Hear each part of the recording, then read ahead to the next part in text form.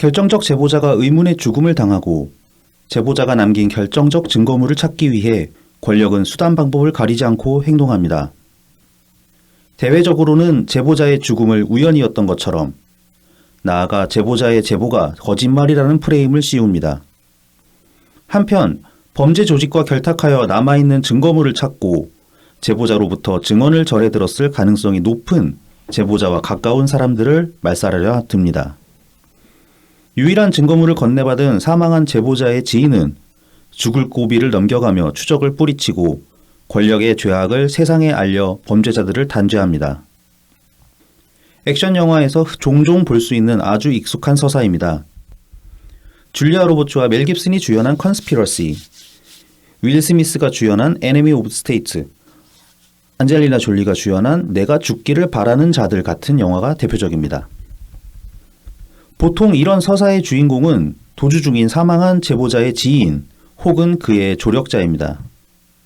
그들은 뛰어난 능력을 가졌지만 은둔 중인 영웅적 인물로 그려지며 뛰어난 능력을 발휘하여 위기를 극복하며 끝내 범죄자들을 단죄하곤 합니다.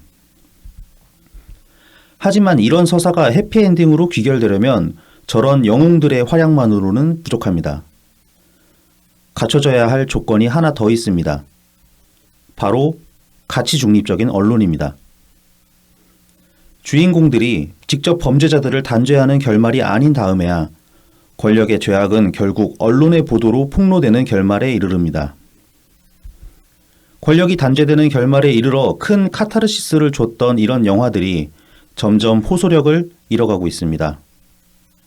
현실과의 괴리가 점점 크게 느껴지기 때문일 것입니다.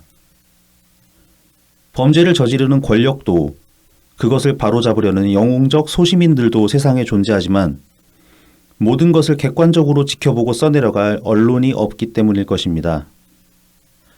한 사람이 죽었고, 한 사람이 죽었고, 또 한 사람이 죽었습니다. 못 본 척하기엔 너무 멀리 와버렸습니다. 안녕하세요. 본격 시사 ASMR 방송 라이브 TV. 저는 진행이라기도 애매하고 작가도 아니고 하지만 편집은 하고 있는 라이브 TV 블랙하우 BC입니다. 오늘도 호구맨님 함께합니다. 네, 인간 ASMR 호구맨입니다. 더 ASMR 같다. 아니 뭐 좀 이렇게 목소리 톤을 높여보려고 이제 나름대로 궁리를 해봤는데 안 될 것 같아요. 이상할 것 같고 그래가지고. 아니요. 이재명 욕할 때는 그래도 좀 살아나요. 그러게 완전히 그렇게 그 높낮이가 없지는 않은 것 같은데 다른 분도 하는데. 그러니까 그 사투리도 있어 약간 억양이 있어서 네. 사실 그렇게 막 높낮이가 없는 그런 게 아닌데. 아, 그 저희가 지금 이 말씀을 드리는 이유는 그 지난주에 익명의 청취자님으로부터 이렇게 전원을 들어가지고 그 저희 방송이 이제 남자 2명이 나와가지고 이 저음으로 웅얼웅얼거리니까 ASMR에 대해서 매우 수면에 도움이 된다 그런 말씀을 하신 익명의 청취자분이 계셔가지고 뭐라도 도움이 되니까 좋긴 그렇죠. 한데. 네네네. 네, 그리고 이 목소리는 여러분들이 이렇게 잘 알고 계시는 링장군님이십니다. 안녕하세요, 링장군입니다.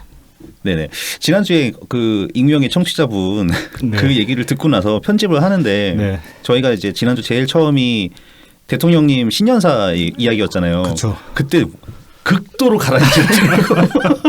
분위기가 극도로 가라앉아 있다가 까대는 얘기를 하면서 이재명 얘기랑 막 민주당 얘기하면서 네. 뭔가 이렇게 톤이 점점 올라가. 그러니까 우리의 그 애초에 이 방송의 정체성이라는 게 우리가 무슨 그 러브 발라드 하는 사람들이 아니잖아요. 그러니까 밴드로 치환하자면은 그렇죠. 좋은 얘기하는 사람들이 예, 아니죠. 그리고 저희가 그렇다고 해서 근본이 있거나 기본기가 있는 그런 사람들도 아니잖아요. 그러니까 저희는 그냥 어쩌다 보니 악기 하나 들고 나와가지고 막 지랄 떠는 펑크 밴드에 가깝단 말이야. 그렇죠, 그렇죠. 근데 그런 펑크 밴드인데 락 발라드, 막 러브 발라드 시키면은 노래가 제대로 안 나오고 웅얼웅얼거리게 되는 거죠. 우리는 3코드로 가는 거죠. 네. 3코드. DIY 해가지고 3코드로 그냥 하다가 안 되면 기타 부시고 막 드럼 발라부터 차고 그런 쪽에 가까운. 그렇지. 락스핏으로. 예, 락스핏으로. 예. 그렇죠. 오로지 락스핏이라서. 기타도 겁나 싼 거 쓰고 그렇죠. 부시고 또 사고. 그렇죠. 막 불도 막 지르고 막 그러는 거야. 안 그러면 그렇죠. 막. 아유. 그러다 보니 좀 지난주는 그러니까 그 말씀하신 대로 우리의 어떤 정신과 부합하지 않는 대통령님 말씀을 전달하다 보니까 좀 더 그렇게 ASMR화 돼버린 게 아닌가 뭐 그런 생각도 조금 들긴 합니다. 아, 그래서 든 생각이 야 시사 ASMR 이거 신 장르를 열 수도 있겠다. 그렇죠.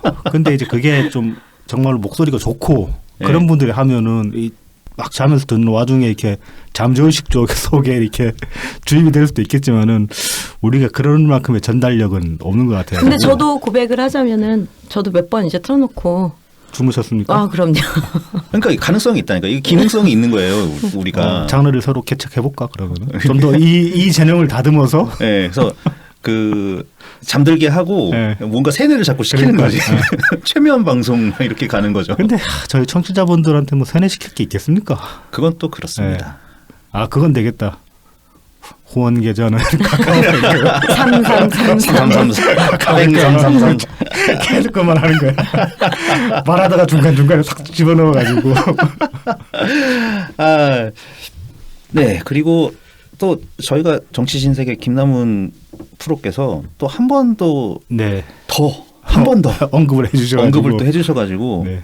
유튜브 구독자가 드디어 400명을 넘었습니다. 아, 아, 박수. 네. 여러분 박수. 원래 그 한 2, 3주 전만 해도 두 자릿수 아니었어요? 세 자릿수까지는 갔었나? 세 자릿수이기는 했었죠. 200명 채 안 됐죠 그때. 아니요, 300명 좀 넘었나 그랬습니다. 네, 그 말씀하시기 전에. 네네네. 그럼 한 100명 이상 는 거네요 지금? 한 80분 정도 늘어났나? 네. 기존에서 25%. 그 전에 이제 그 작년 연말에 네. 11월이었나? 예, 링 장군님 오셔가지고 그때 좀 한번 네, 튀었구나 맞다 예, 맞다. 붐업이 한 번 있었고요. 네. 또 새로운 보이스를 찾아야 돼요. 하여튼 예, 다시 한번 김남훈 프로님께 감사의 말씀을 전해드리고요. 네, 감사합니다. 그리고 또 새로 찾아와 주셔서 또 댓글 달아주시는 많은 분들 정말 감사합니다. 그리고 저희에게 소중한 녹음비를 지원해주신 이거 ASMR 해야 되는데 카카오뱅크. 네, 팟빵을 통해서 어용방자님 후원해주셨고요. 후원 계좌를 통해서 달타냥님, 화이팅님 후원해주셨습니다. 네, 감사합니다. 감사합니다. 저희 그 시간이 없어서요. 빨리 이제 본 내용으로 들어가겠습니다. 네. 첫 번째 소식은 굉장히 저희 처음입니다. 예, 이거 이제 딴지일보. 예, 소식은 아니고 그냥 이제 제가 이 기사를 본 이유가 이재명 지지자들이 어떤 지지의 근원에 대해서 잠깐 이제 좀 짚어보자 싶어가지고. 네, 이게 그러니까 그냥 게시판 게시글이 아니라 기사입니다. 기사. 예, 딴지일보 기사잖아요. 네네. 그러니까는 딴지 필진이 쓴 네. 네, 기사입니다. 네. 그래서 나는 왜 이재명을 지지하는가라는 제목으로 작년에 12월 27일 날 올라온 기사입니다. 이게 지금도 이제 그 딴지일보 들어가셔가지고 정치 섹션으로 보시면은 바로 요 기사가 나오기는. 그래서 이제 기사 내용을 요약하자면 이제 뭐 초반부 도입부에는 그 이제 지금까지 정치 상황과 어떤 민주주의 의식에 시민들이 이제 민주주의 의식을 발현하게 된 계기 같은 걸 설명을 하고 있어요. 그러면서 이제 해방 정국이나 해방 정국부터 이제 군사 정권까지 쭉 이어지는 동안에는 계속 요약하자면 카리스마 있는 추진력 있고 카리스마 있는 그런 이제 지도자상을 원했다가 이게 이제 민주주의 그 어떤 카리스마형에서 민주주의형으로 이제 지도자상을 이제 바꾸게 된 계기가 노무현 대통령님 시절부터였다. 뭐 그렇게 진단을 하고 있습니다. 여기까지 저도 큰 이제 이견은 없어요. 보면은. 그러면서 이제 뭐 지금 시국을 10년 보수 정부를 몰아내고 문재인 정부가 닦아놓은 국가기강의 토대 위에 이제 말하자면 노무현식 정치를 제대로 펼칠 수 있는 그런 시대가 됐다라고 이제 그렇게 이제 지금 시대를 뭐 진단하고 있습니다. 네. 그러면서 이제 요 대목부터 조금 논란이 되는데 이재명을 노무현에 비유하면 화를 내는 분들이 많은 것 같은데 뭐 시대 정치를 제대로 읽지 못하면 그것이 오히려 노무현을 욕보이는 것임을 알아야 한다. 이렇게 얘기를 하고 있습니다. 네, 그러면서 이제 노무현은 남 탓하지 말고 자신의 실력을 키워 끊임없이 진보하고 성장할 것을 주문했다. 그것이 자신을 버리라고 한 이유이고 밟고 가라는 의미다. 이제 말하자면은 그 어떤 특정 인물에 이제 경도되지 말고 계속 성장해 나가라. 이제 노무현 대통령은 그런 의미로 말씀하셨다라고 얘기를 합니다. 이 대목까지도 저는 어느 정도 수긍할 만한 부분이 있다고 봐요. 아전 인수 같은데 아무리 봐도. 근데 나를 이제 노무현 대통령께서 이제 여러분은 나를 버리고 가셔야 한다고 말씀하셨을 때 네, 그러셨었죠. 그 말도 여러 가지로 해석을 할 수가 있는데 이런 식으로 해석해볼 여지도 있는 거죠. 네. 그러면서 이제 뭐 노무현이든 문재인이든 그들을 신격화하고 절대시하는 것은 민주주의자답지 못한 행동이다. 뭐 그러면서 이제 이낙연을 지지했던 분들에게도 똑같이 말씀드리고 싶고 우리는 문재인의 공과를 함께 나눠야 할 동료들이고 이는 다음 시대의 리더가 될 이재명도 마찬가지다. 세상에 완벽한 인간은 존재하지 않는다라고 전제를 했습니다. 이제 뭐 이제 본 내용이 나오는 거네요. 자, 이제 신격화라는 말로 일단 이제 그 말하자면 지지자들을 성토하고 있는 셈인데 문파라고 불리는 이제 대통령 지지자들. 그게 때로는 처음에는 이제 문재인 정부 시작에는 딴지 유저들도 네. 아마 같은 거였겠죠. 근데 이제 여기서 생각이 갈라질 수 있는 거는 그런 거죠. 지지라는 행태를 어떻게 규정할 것인가의 문제인데 지금 문파라고 말하는 분들이 이제 생각하는 지지의 행태는 말하자면은 그 정권의 공과를 자기가 함께 떠안고 가겠다는 의미거든요. 그러니까 내부적으로 비판을 하진 않겠다는 의미거든요. 외부에 대한 비판에 의해서 욕 먹을 일 있으면 같이 먹는 거고 욕 안 먹고 반박할 일 있으면 반박을 하겠다는 의미인 것이지. 근데 여기서 말하는 이 사람이 말하는 지지는 비판적 지지인 거예요. 여기서 말하는 거는. 그렇죠. 비판적 지지를 네. 했어야 된다. 그리고 문파가 했던 행동은 신격화다. 네, 비판적 네. 지지가 아니니까 신격화라고 말을 하는 거죠. 그렇죠. 이게 이제 상당히 잘못 이해하고 있는 부분인 거죠. 말하자면은. 그렇죠. 그러면서 이런 것도 될 것 같아요. 문재인 정부 중에 이재명이 경기도지사를 하면서 정부를 많이 깠잖아요. 네. 그러니까 그거는 민주주의적인 행동이었다라고 내심 깔아놓은 거 아닌가 그렇게 보이기도 합니다. 그렇죠. 이재명이 이제 정부 비판한 이유를 이제 합리화시키려는 그런 의도로도 볼 수 있는 것이죠. 네. 하지만 세상에 완벽한 인간이란 존재하지 않는다. 사실 네. 그래서 우리가 이재명을 비판하는 게 아니잖아요. 그렇죠. 이재명이 불완전한 존재라서가 아니라 네. 완벽한 빌런이라서 우리 까는 그렇죠. 거죠.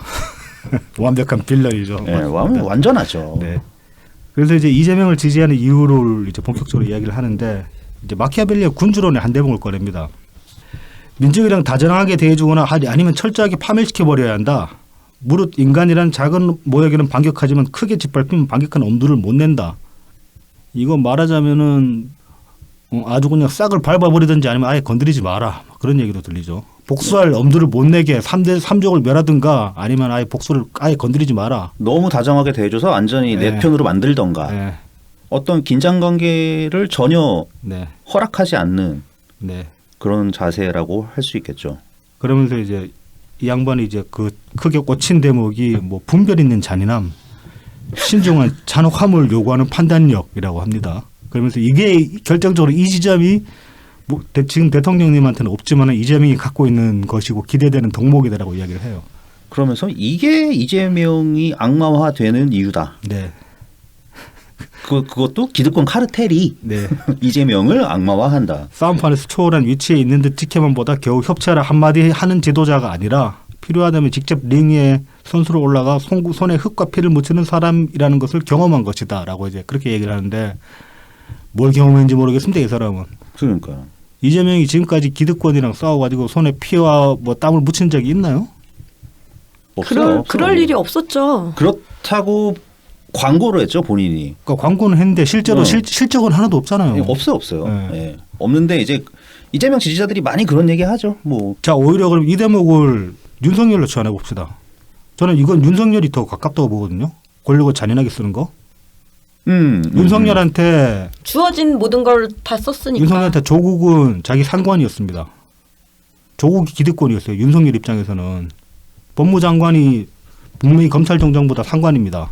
그렇잖아요. 그렇죠, 그렇죠. 근데 법무장관이 잘못됐다고 생각해도 윤석열은 자기가 가진 권력을 잔인하게 썼어요. 정말 잔인하게 썼어요. 그래서 우리는 그게 잔인하다고 집회를 냈었고 심지어 김어준은 그게 충족이라고 이야기했습니다. 예. 그러면 이 대목에 가장 잘 들어맞는 사람은 윤석열 아니에요? 그러게 윤석열이 또 잘 맞는데요. 이어서 이제 뭐 지도자에게 요구되는 책임감, 의무감, 뭐 도덕성은 매우 중요하지만은 마키아벨리는 지도자도 불완전 존재이기 때문에 모든 면에서 완벽하게 도덕적일 수도 없을 뿐더러 청렴할 필요도 없다. 뭐 적어도 암묵적으로 합의된 정도의 도덕성이라는 늘 있기 마련이니 그 정도면 충분하다라고 이야기했다고 하는데, 그러니까 우리가 말하는 것도 그겁니다. 적어도 암묵적으로 합의된 정도의 도덕성, 이라도 갖춰라. 그러니까 그런 적이 한 번도 없었잖아요. 그러니까 이거부터가 이거 굉장히 민주적으로 결정된다고 해야 될까? 아니면은 그러니까 많은 사람들의 의견이 모이다 보면 네. 그러니까 그게 하나로 어떻게, 완전 통일되는 게 왜 저래? 아니라 네. 이제 이 사람은 얘 부도덕하다 하는 거고 어떤 사람은 뭐 이 정도면 도덕적이다 이런 사람도 있는 거고 그래서 그냥 각자의 목소리를 내는 거잖아요. 네. 근데 이제 이재명 지지자들이나 뭐 이 사람 이 글 쓴 사람을 포함해 가지고 네. 이재명이 그냥 뭐 좀 흠 있는 사람 정도 이렇게 얘기를 한단 말이죠. 그거는 정말 완벽하게 이재명을 포장하는 거예요. 그냥 그렇죠. 조금 흠 정도가 아닌, 그러니까 그 사람이 봤을 때는 그렇지만은 다른 사람이 봤을 때는 아니 그게 무슨 조금 흠 정도야 이렇게 받아들이는 그러니까 거거든요. 뭐 그 정철 씨가 그 광고로 만든 것처럼 뭐 진흙이 묻었다는 거. 네. 흙탕물을 뭐 달리다 보면 네. 뭐 진흙 좀 묻고 뭐 그런 정도로 보고 있는 거죠. 그 관점 자체가 그러니까는 완전히 우리랑 안 맞는 거죠, 이게. 이어서 이제 보면은 국민을 피지배 계층으로 보고 대통령을 아직도 권위주의 시대 리더십의 인식에서 한 발짝 더 걸어 나오지 못하는 시대착오적인 세력들은 마키아벨리식으로 말하자면 잔혹하게 쓸어버려야 하는 적폐들이다. 우리나라의 적폐들은 일단 권위주의, 그러니까 우리가 지금 철폐해야 된다고 말하는 그 적폐, 기득권 적폐라고 말하는 사람들은 권위주의, 그러니까 대통령을 그러니까 국민을 피지배 계층으로 보고 대통령을 최상으로 놓고 보는 그런 인식을 가진 사람들은 아니죠. 그냥 자기 이익에 철저하게 부합되는, 철저하게 자기 이익에 따라서 움직이는 사람들일 뿐이지. 그러니까 공익과 사익 사이에서 공익을 쉽게 저버릴 수 있는 그런 사람들을 적폐라고 하는 것이지, 이거는 별로 맞지 않는 이야기고, 이 권위주의에서 벗어나지 못한 사람들은 뭐 선거로 뭐 박근혜 지지하시는 분들 한 30% 분들 그분들이 이럴 수 있고, 반면에 이재명 지지층도 저는 이런 인식에서 그렇게 못 벗어났다고 보거든요, 지금. 그러니까 이 마키아벨리를 그 들이댔다는 거 자체가 이게 이재명 지지자들이 갖고 있는 약간 모순점 같은 건데 이재명 지지자들은 뭐 본인들이 이제 친노에서 출발했고 네. 뭐 노무현 대통령님 지지자였다고 본인들은 그렇게 생각을 하면서 이재명을 지지를 하잖아요. 네. 그러면서 이재명이 가장 잘할 수 있다고 여기는 부분이 적폐들을 그냥 확 쓸어버릴 거다. 그렇죠. 예. 네. 그거를 기대하는데 이게 굉장히 권위적인 거잖아요. 권위적인 거고 시대착오적인 거죠. 거기다 민주주의를 역행하는 예. 거고. 네, 독재적인 거고. 그렇죠. 그러니까 네. 거기에 대해 정당성을 부여하기 위해서 16세기에 나온 이 주장을 끌어들인다는 것 자체가 시대착오적인 거죠. 네, 시대착오적이면서 동시에 그러니까 굉장히 모순적으로 보이더라고요. 잠깐 곁들여서 해가지고 이제 이 시대착오적인 이야기가 나왔으니까 그냥 별로 관련이 없을 수도 있지만은 뭐 간단한 이제 역사적 사례를 한 가지 들어보자면은 민주당에서 몽골 기병 이야기 많이 하잖아요. 네네. 그 징기스칸 이후에 몽골 기병이 가장 명성을 떨쳤던 때가 그 티무르 제국 건설 때였거든요. 티무르가. 네. 티무르가 이제 원나라랑 몽골 제국이 여러 나라로 쪼개져 있었는데 티무르가 그 나머지 반을 다 먹어버리고 유럽까지 뻗어나갔던 그런 그 제왕이었는데 당시에 티무르의 전술이 뭐였냐면은 이 양반은 원거리 원정을 나갈 때 보급로를 확보할 수 없으면 그냥 가요. 그냥 가서 다 쓸어버리는 거야. 마을 약탈 다 하고. 그렇게 해서도 다 계속 승승장구를 했어요. 그게 14세기 때 먹힌 이제 기병 전술이거든요. 네. 이거는 옛날에 몽골 기병도 마찬가지였고 어느 정도. 몽골 기병들은 보급로를 잘 만들려고 노력은 했지만은 그게 안 되는 여건에서도 많이 싸웠는데 그럴 때는 다 약탈하면서 다녔다고요. 기본으로 약탈이 기본인 애들인데 이거를 20세기에 적용한 사례가 있어요. 그게 이제 2차 대전 때 인팔 작전이라고 그래가지고 일본군이 제일 삽질한 작전으로 꼽히는 작전인데 뭐 버마 전선에서 아무튼 뭐 자세하게 말씀드리기는 힘들고 버마 전선에서 일본군이 육군으로 이제 밀고 올라가려고 하는데 보급 계획을 안 세웠어. 아예 안 세우고 어떤 식으로 하려고 했냐면은 그냥 말이랑 소를 끌고 와가지고 걷다가 짐을 싣고 가다가 한 마리씩 잡아먹고 그거 다 떨어지면은 정글이잖아요. 버마니까. 네. 일본인은 원래 채식주의자니까 초식 동물이기 때문에 정글에서 풀 뜯어먹고 버티면 된다. 그렇게 하고 간 거예요. 그래서 90%가 죽었어. 그 작전에서. 90%가 죽고 한 60% 정도 아사했다고 그래요. 그거. 아사. 예.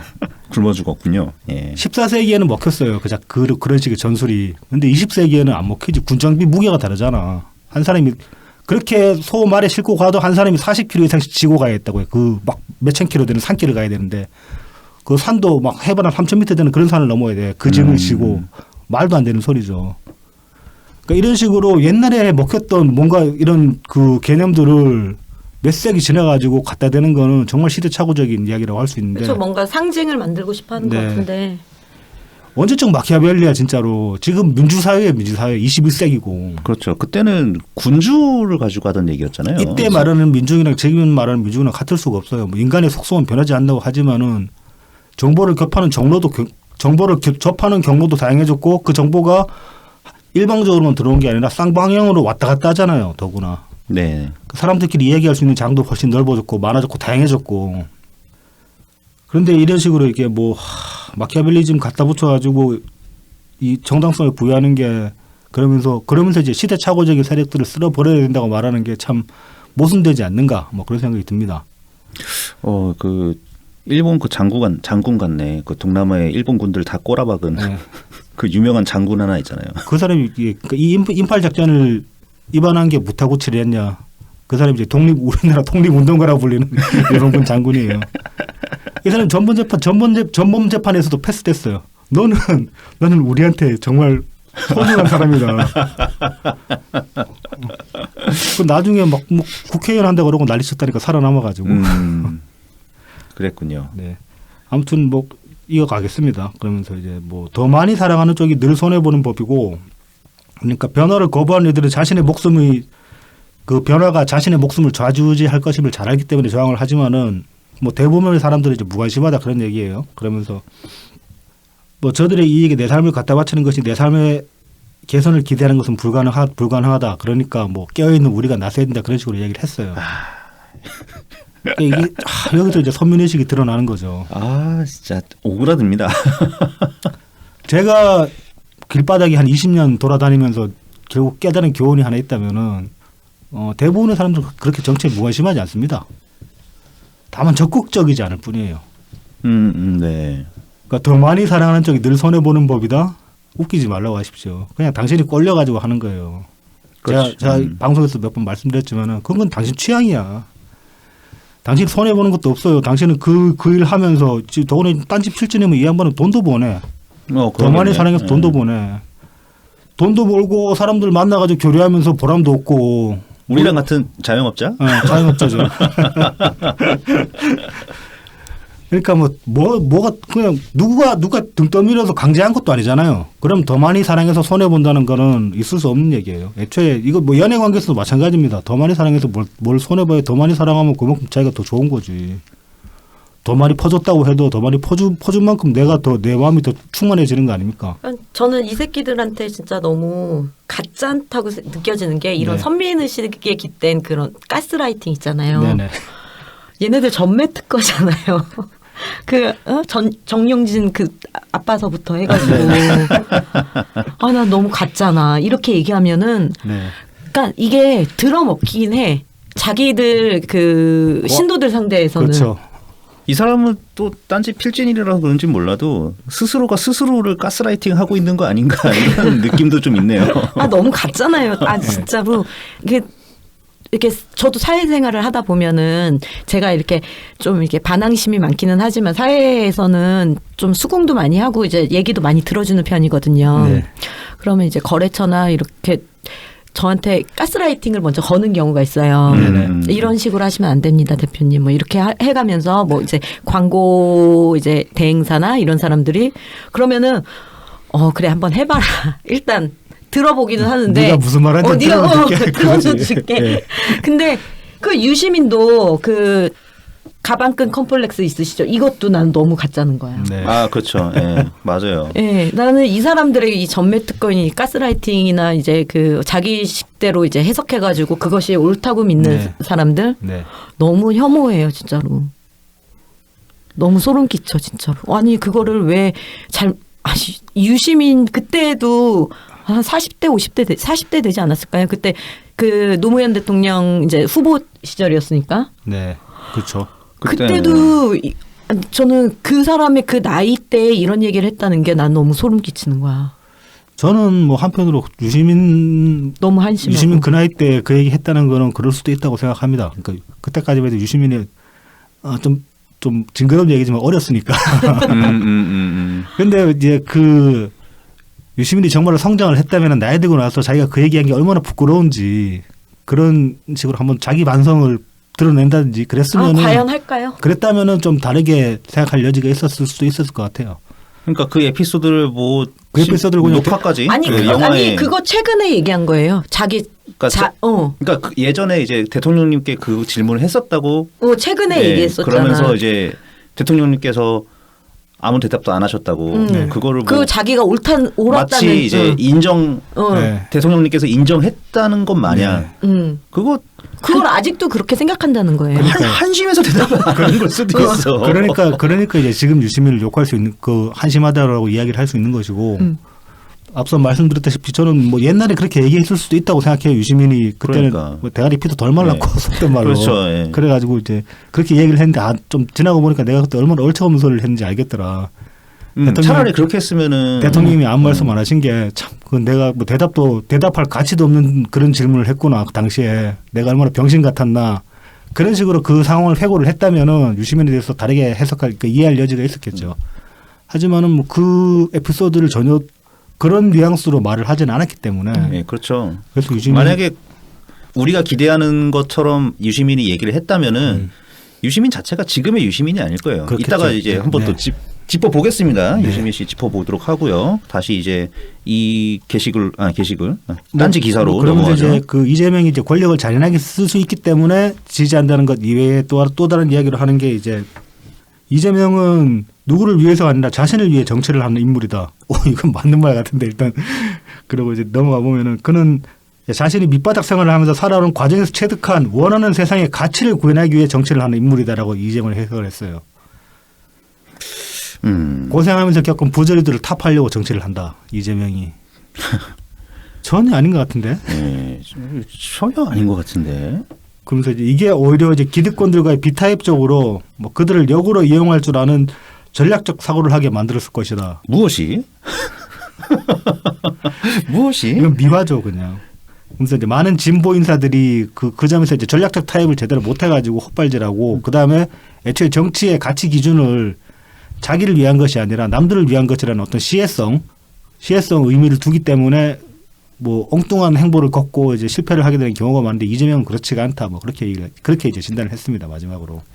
그러니까 여기서 뭐 이 사람이 말하는 뭐 진보, 뭐 좌파, 네. 뭐 이런 거는 이제 뭐 좀 정의등 이런 쪽 사람들 보라고 하는 얘기 같아 보이는데 뭐 어쨌든 이재명은 잘 나가긴 하죠. 오늘 뭐 여론조사 보면은 심상정 씨가 이제 3%? 네. 리서치뷰 여론조사 보니까 3%더라고. 네네. 이거 거의 이제 멘붕 올만하죠. 그렇죠. 0으로 갔다는 얘기잖아요. 이게 오차 범위까지 다 하면. 허경영도. 하여튼 뭐 그쪽이 가라앉았으니까 뭐 그쪽은 뭐 어떻게 생각할지 모르겠지만 아휴, 그런 5% 3%짜리들 가지고 막 이재명 우쭈쭈 하는 거는 좀 가짠다 이런 생각이 듭니다. 뭐 이거는 이거는 제가 보기에는 그냥 그 지지층 결집 목적이지 어떤 그쪽 진영 내에서 이제 뭐 유엔 확장을 하겠다, 유엔 확장을 노리겠다 그렇게 쓴 것 같아 보이진 않아요 일단. 네. 그리고 정치인이 뭐 그 자신을 위해 정치하는 인물 네. 뭐 이러면서 이렇게 이재명을 얘기했는데 이것도 민주주의적인 관점으로 보면 네. 좀 안 맞지 않습니까? 아니요, 근데 이거는 뭐 사실 틀린 얘기는 아닐 수 있어요. 해석을 하기 나름인데. 예. 내가 원하는 세상을 만들겠다. 내가 원하는 세상이 무엇인가라고 일단 내가 원하는 세상을 사람들한테 보여주고 내가 원하는 세상을 만들기 위해 나는 정치를 하겠다라고 이야기를 한다면은 맞는 말일 수 있죠. 그러니까 뭐 뭐 흔히 말하는 뭐 집권의지, 뭐 권력의지, 네네. 뭐 이런 거. 네. 그러니까 노무현 대통령이 그랬지 않습니까? 그 사람 사는 세상을 만들겠다. 좀 없이 살아도 뭐 눈치 안 보고 억울한 일 없게 그런 세상 만들겠다라고 말씀을 하셨잖아요. 그것도 노무현 대통령이 원하는 본인이니까 당신이 원하는 그 세상을 내가 원하는 세상은 이런 것이다.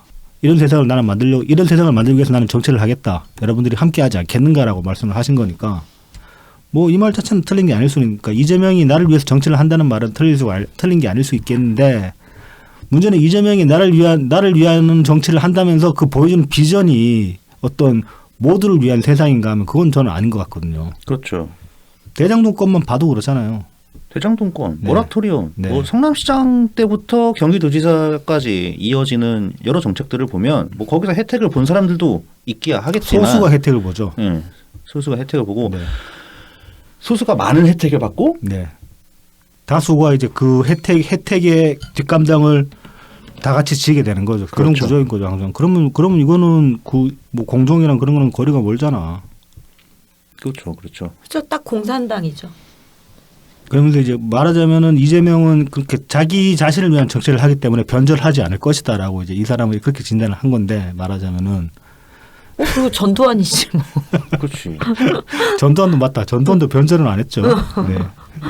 그리고 자기 자신을 변절하지 않는 거고 아마 글쎄요. 이 사람은 나중에 언젠가는 이재명이 자기들을 변절했다고 배신했다고 생각하겠죠. 네. 생각하게 되는 날이 올 네. 거라고 생각합니다. 이재명이 그 저희가 다루려다가 제대로 못 다뤘던 그 이야기 중에 그게 있지 않습니까? 이재명이 지나간 자리에는 항상 이재명한테 배신당한 동지들이 있어요. 네. 그냥 배신을 당한 게 아니라 그 사람들은 대부분 고발당하고 뭐 정신병원에 강제 입원 시키려고 했던 사람도 있고 죽은 사람도 있고 그렇습니다.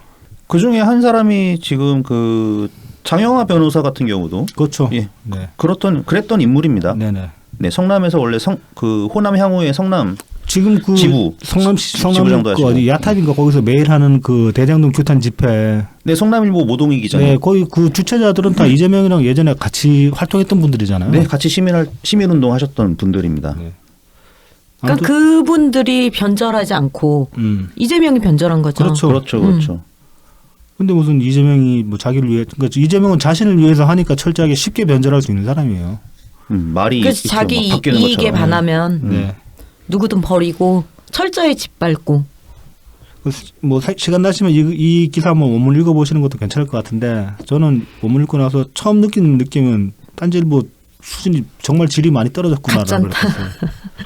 그러니까 지금도 한 예전 필진이 한 3분의 1? 반 정도는 남아있는 것 같은데 네. 예전에는 저랑 그 성향이 맞지 않아도 기사를 읽다 보면은 날카로운 지점들도 있었고 거기서 배울 만한 것들도 꽤 있었거든요. 근데 이 칼럼을 읽어보면서 정말로 이거 정말 얘네들 수준 많이 떨어졌구나. 뭐 필진들 많이 빠져나갔다더니 그런 느낌부터 받았어요. 그냥 게시글 같아요. 근데 털빠들이 이런 글을 읽을까요? 뭐 거의 리플을 많이 달리죠. 요즘에는 많이 안 읽는 것 같은데 뭐. 옛날보다 딴지일보가 덜 흥할 수는 있겠죠. 그래도 뭐 딴지 마켓만 잘 팔아주면 뭐 거기 먹고 사는데 지장은 없을 테니까. 그러니까 일단 기사가 아직 올라온다는 게 놀랍긴 하네요. 아마 필진이 있다는 것 자체가. 아마 그 운영은 옛날보다 지금 나을 거예요. 계속 이제 고정적으로 들어오는 수입이 있으니까. 예전에는 정말 먹고 살기 힘들었을 텐데 벙커원 생긴 이후로는 뭐 딴지 마켓도 굴리고 하니까 김어준이 얼마나 가져가느냐에 달렸겠죠. 뭐 그렇게 하겠죠. 아무튼 뭐 이 정도로 하고 여기서는 이제 다음으로 넘어갑시다. 네네. 최근에 이제 이틀 됐죠. 네, 오늘 발인하신 걸로 알고 있습니다. 네. 이재명 변호사비 대납 의혹을 이제 녹취록을 폭로하신 이병철 씨께서 돌아가셨습니다. 네. 네. 먼저 이제 요건 다루기 전에 이제 저희도 이제 삼가 고인의 명복을 빈다는 말씀 먼저 드리겠습니다. 네. 일단 이제 이 정황을 한번 정리를 해드리면은 1월 11일 밤에 가족분들과 지인분들로부터 연락이 닿지 않는다는 그 이병철 씨의 안부를 걱정하시는 그 지인들의 글이 SNS 상으로 올라왔습니다. 그래서 이제 경찰에 실종 신고가 접수된 상황이라고 했고요. 이때부터 이제 많이들 걱정을 하셨죠. 왜냐하면 이게 뭐 워낙 흉흉하니까. 네. 이재명 주변으로는 좀 어떻게 엮이면 흉흉하니까. 그래서 다음 날 오전에 이제 위치가 확인돼 가지고 경찰이 찾아갔는데 돌아가신 걸로 발견이 되었습니다. 네. 그래서 굉장히 빠르게 진행이 됐는데요. 보도들이 막 마구잡이식으로 그렇죠. 나왔어요. 뭐 최초 이제 이병철 씨가 발견됐을 때 어떤 상황 같은 것도 스케치된 게 보면은 뭐 무슨 막 무슨 수건을 입에 물고 있었다 그런 얘기도 있었고, 네, 그런 얘기도 있었고. 뭐 여러 가지로 막 엇갈린 이야기들이 많이 나왔고, 뭐 그다음에 이제 뭐 자살한 것 같다 뭐 이런 네, 얘기도. 추측성 보도들이 네, 난무를 했죠. 네, 그다음에 뭐 부검 그런 결과도 확실한 결과도 없는 상태에서 뭐 심장마비가 있었다. 뭐 사망 원인까지 네. 나왔고. 그런 마구잡이식이 나왔고 어쨌든 그래서 이제 빈소가 차려지고서 네. 그다음에 이제 다른 지인분들과 그다음에 그 백브리핑의 백광현 총재 네. 그다음에 뭐 정치신세계 윤가피님 이런 분들이 이제 그 빈소에 가셔서 네. 여러 이제 소식들을 듣고서 그래도 좀 팩트 체크 정리를 좀 해주시고 네네. 네 그다음에 그 백 총재 같은 경우는 이제 유조 측을 대표해서 네. 네, 대변인으로서 이제 브리핑까지 네. 마쳤습니다. 네. 그래서 많은 분들이 이제 좀 걱정을 하셨던 부분이고 혹시라도 안 네. 좋은 일을 당하셨을까 봐서 네, 그렇죠. 아마 유족분들도 갑자기 이병철 씨께서 돌아가셨기 때문에 네. 사망 원인을 좀 더 정확하게 아시고자 부검을 이제 실시를 했습니다. 네. 그래서 지난날 어제죠. 1월 13일 국가수에서 이제 메디힐 병원에서 부검을 진행을 했습니다. 그래서 이제 소견 발표가 있었고요. 이제 1차 소견이라고 봐야 네네. 됩니다. 이건. 그래서 부검 결과 시신 전반에서 사인에 이를 만한 특이 외상은 발견되지 않았다. 그리고 대동맥 박리 및 파열로 인한 사망으로 추정된다는 것이 국가수 부검의 구두 소견. 네. 네.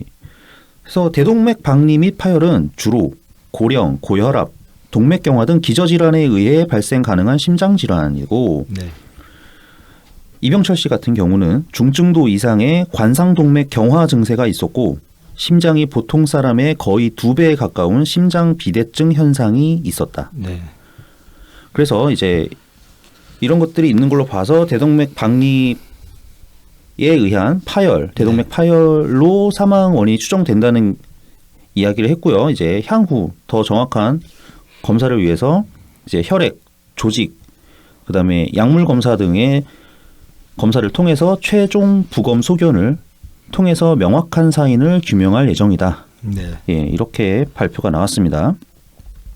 그래서 많은 분들이 좀 걱정을 하셨지만 일단 그 이유가 이제 유족 측 입회인이 없었다는 거, 네. 그리고 부검 장소가 근처 가까운 병원이었다는 거. 네네. 그러니까 이게 빈소가 있는 곳이죠. 메디힐 병원 여기가.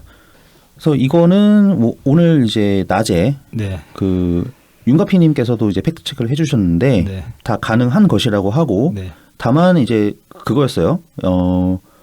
유족 측 부검 입회인이 없었던 것은 약간의 이제 착오가 있었다. 네. 처음에 이제 전문의를 대동을 하려고 했었는데 네. 그냥 유족분께서 그러니까 이병철 씨의 동생분이 이제 들어가려고 하셨는데 네. 코로나 방역 때문에 이제 입회가 어렵게 되자 그냥 그걸 납득을 하시고 그대로 이제 부검이 아니 진행이 근데 됐다고 마스크랑 합니다. 이런 거 다 하는데도 방역 수칙이 뭐 글쎄 백신 접종을 안 받으셨을 수도 있고 뭐 저 거기까지는 이제 설명이 없었지만 근데 그랬을 수 있지 않을까 그냥 추정합니다. 뭐 다만 이제 뭐 그 입회인을 막으려고 했다. 그러니까 막고 이제 뭔가 이제 음모를 꾸미려고 했다. 그렇게 보기에는 좀 억지스러운 부분이 있다. 그렇게 보는 관점은 억지스러운 부분이 있다. 뭐 그렇게 네, 이제 얘기가 될 수 있는 거죠. 상황 자체는 이제 자연스럽게 흘러갔다고 보는 게 맞을 것 같습니다. 왜냐하면 이제 유족 측에서 특별한 뭐 항의나 반발이 없으시기 때문에 네. 네네 아직까지요. 네. 그렇기 때문에 특별하게 이제 뭔가 억지로 진행되지는 않았을 것이다 이렇게 네. 생각을 하고 있습니다. 근데 이제 뭐 다만 이 최종 소견이 아니고 1차 소견이 이렇게 서둘러서 발표된 게 좀 이례적이긴 합니다. 그렇죠. 왜냐하면은 한 9시 정도에 오전 9시 정도에 이제 부검이 시작이 됐다고 하는데 네. 발표가 한 점심 좀 전에 나왔어요. 11시 좀 지나서. 11시 안 돼서 나. 이게 사인이 명확해 보이면은 그렇게 빨리 나올 수는 있어요. 근데 저는 제가 말하고 싶은 거는 최종 소견이 그러니까 모든 검사가 끝났을 때, 그러니까 한 뭐 일주일에서 열흘 정도 지나가지고 그때 최종 소견이 나왔을 때 발표해도 되는데. 그렇죠, 그렇죠. 1차 소견을 서둘러서 발표한 거는 매우 서두른 감이 있죠. 네, 그 이재명 캠프 측에 어떤 요청이 있었던 게 아닌가라는 이제 의심이 든다는 거죠. 왜냐하면 그렇죠. 이거 하루라도 빨리 털고 가야 되니까 이재명은 이게 네, 좀 네. 이 이슈에 하루하루 발목 잡히면 자기들 표 떨어진다는 그런 계산을 먼저 했을 테니까. 근데 이게 너무 빨리 이루어져도 의심을 거둘 수가 없죠. 아 이게 이렇게 빨라? 일단 그 지지층 이탈이라도 막아야죠. 최대한 빨리 이 이슈를 털고 가야지. 자기 지지층 이탈이라도 막을 수 있으니까. 근데 저는 이 이하로는 이재명 지지율이 이재명이 살인을 했다면은 모르겠어. 만약에. 그래도 떨어지지는 않을 것 같은데. 왜냐면은 이재명이라는 사람이 어떤 짓을 해도 실드를 치고 넘어가잖아요. 이거는 이랬을 것이다라고 자기들이 이미 얘네들은 가스라이팅을 당한 존재들이잖아. 뭐 30%의 이제 그러니까 30% 정도로 잡히는 그 이재명 지지자들이 전부가 다 그 정도 강인한 사람들은 아닐 수 있기 때문에 SNS상에서 지금 아직도 간혹 보면 이렇게 저는 이재명 지지자다 싶으면 다 차단을 걸어버리는데 아직도 간혹 보면 이제 제 트윗에 이제 멘션 남기시는 분들은 보면은 이재명 지지보다는 그냥 그게 당파 성향에 가까운 분들이 있어요. 민주당 지지. 네. 그런 분들 같으면은 이런 이슈가 이제 크게 불거졌을 때 이탈하실 여지도 생길 수 있겠죠. 근데 저 아는 이제 오늘 이제 저 이제 세무 기장 봐주시는 분하고도 저랑 이제 굉장히 절친한 사이예요. 그래서 네네. 이 부분에 대해서 1시간 넘게 통화를 했어요. 네. 네. 다짜고짜 이제 안부 묻다가 다짜고짜 너 그래서 윤석열 찍을 거냐? 나는 윤석열 찍을 거다.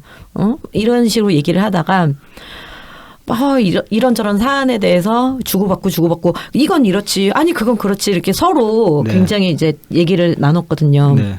근데 그분이 얘기하시는 게 이거예요.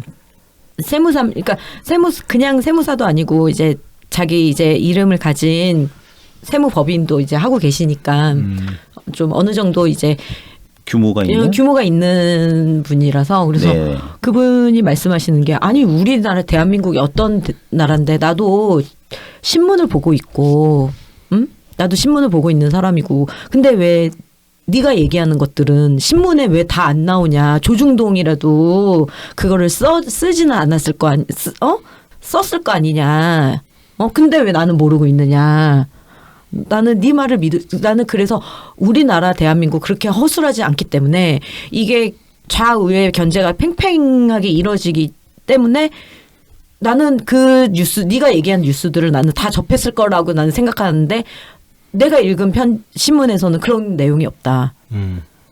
그렇게 얘기를 해가지고 나는 그래서 이재명에 대한 의혹들이 왜 너만 알고 왜 나는 모르는데 이재명이 언론을 그 정도로 다 이제 장악한 거야? 그건 아니라고 본다라고 하는 거예요. 네. 네. 그러니까 어느 정도 그 말은 일리가 있어요. 아니 그 사람 입장에서 봤을 때는 저는 찾아가면서 이제 보는 사람이고 그 사람 같은 경우는 이제 주어진 정보만으로 판단을 하는 사람들이기 때문에 그래서 그런 부분에서 조금 어렵더라고요. 그러니까 못 보신 기사들이 많은 거죠. 그러니까요. 예. 그래서 제가 한 말이 아니 오빠 네가 못 봤다고 해서 그 사실들이 없는 건 아니다.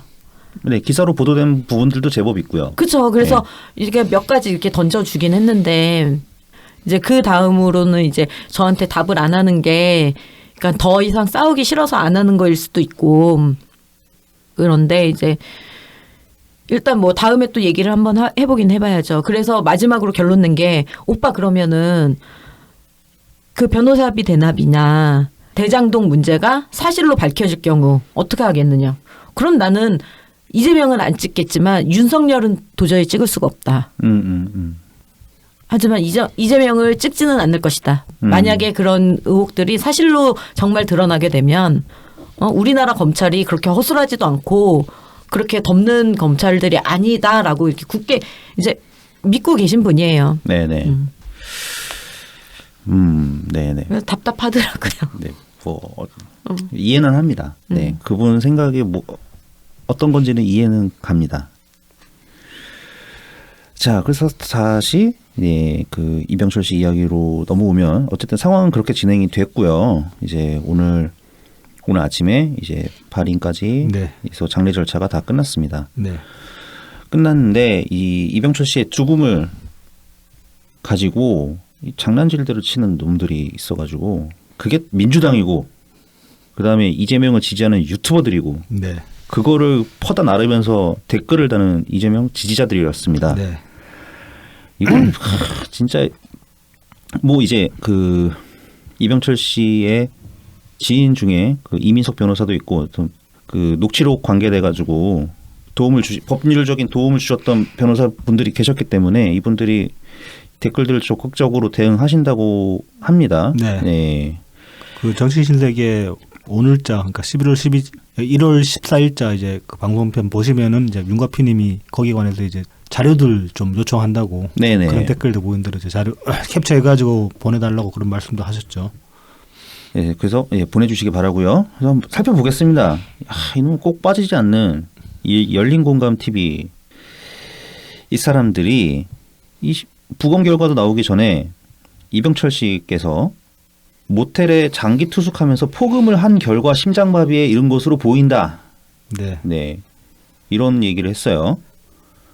그 다음에 이 보도의 이제 출처가 말하자면 그 이병철 씨하고 이제 이병철 씨가 그 폭로한 이후에 그 녹취록에서 이제 대화를 나눴던 대상이었던 그 이병철 씨의 전 동업자였던 이제 최 씨의 이제 증언이라고 하죠. 네네.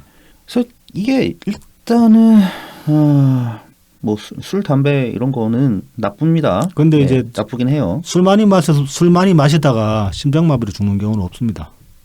잘 없죠. 예. 잘 없는 게 아니고 없습니다. 술 많이 마시다가 죽는 거는 급성 강경화로 가거나 아니면 술 많이 먹고 오바이트 하다가 식도에서 이제 기도까지 막혀가지고 질식사할 수는 있지만은 술 많이 마시다가 급하게 심장마비 오는 경우는 없어요. 그러니까 이건 일단 말이 안 되고 이병철 씨가 설령 그렇게 폭음을 하셨다고 해도 매일 그 모텔방에서 말이 안 되고 그러니까 심장마비 올 수 있는 건 흡연이에요. 흡연.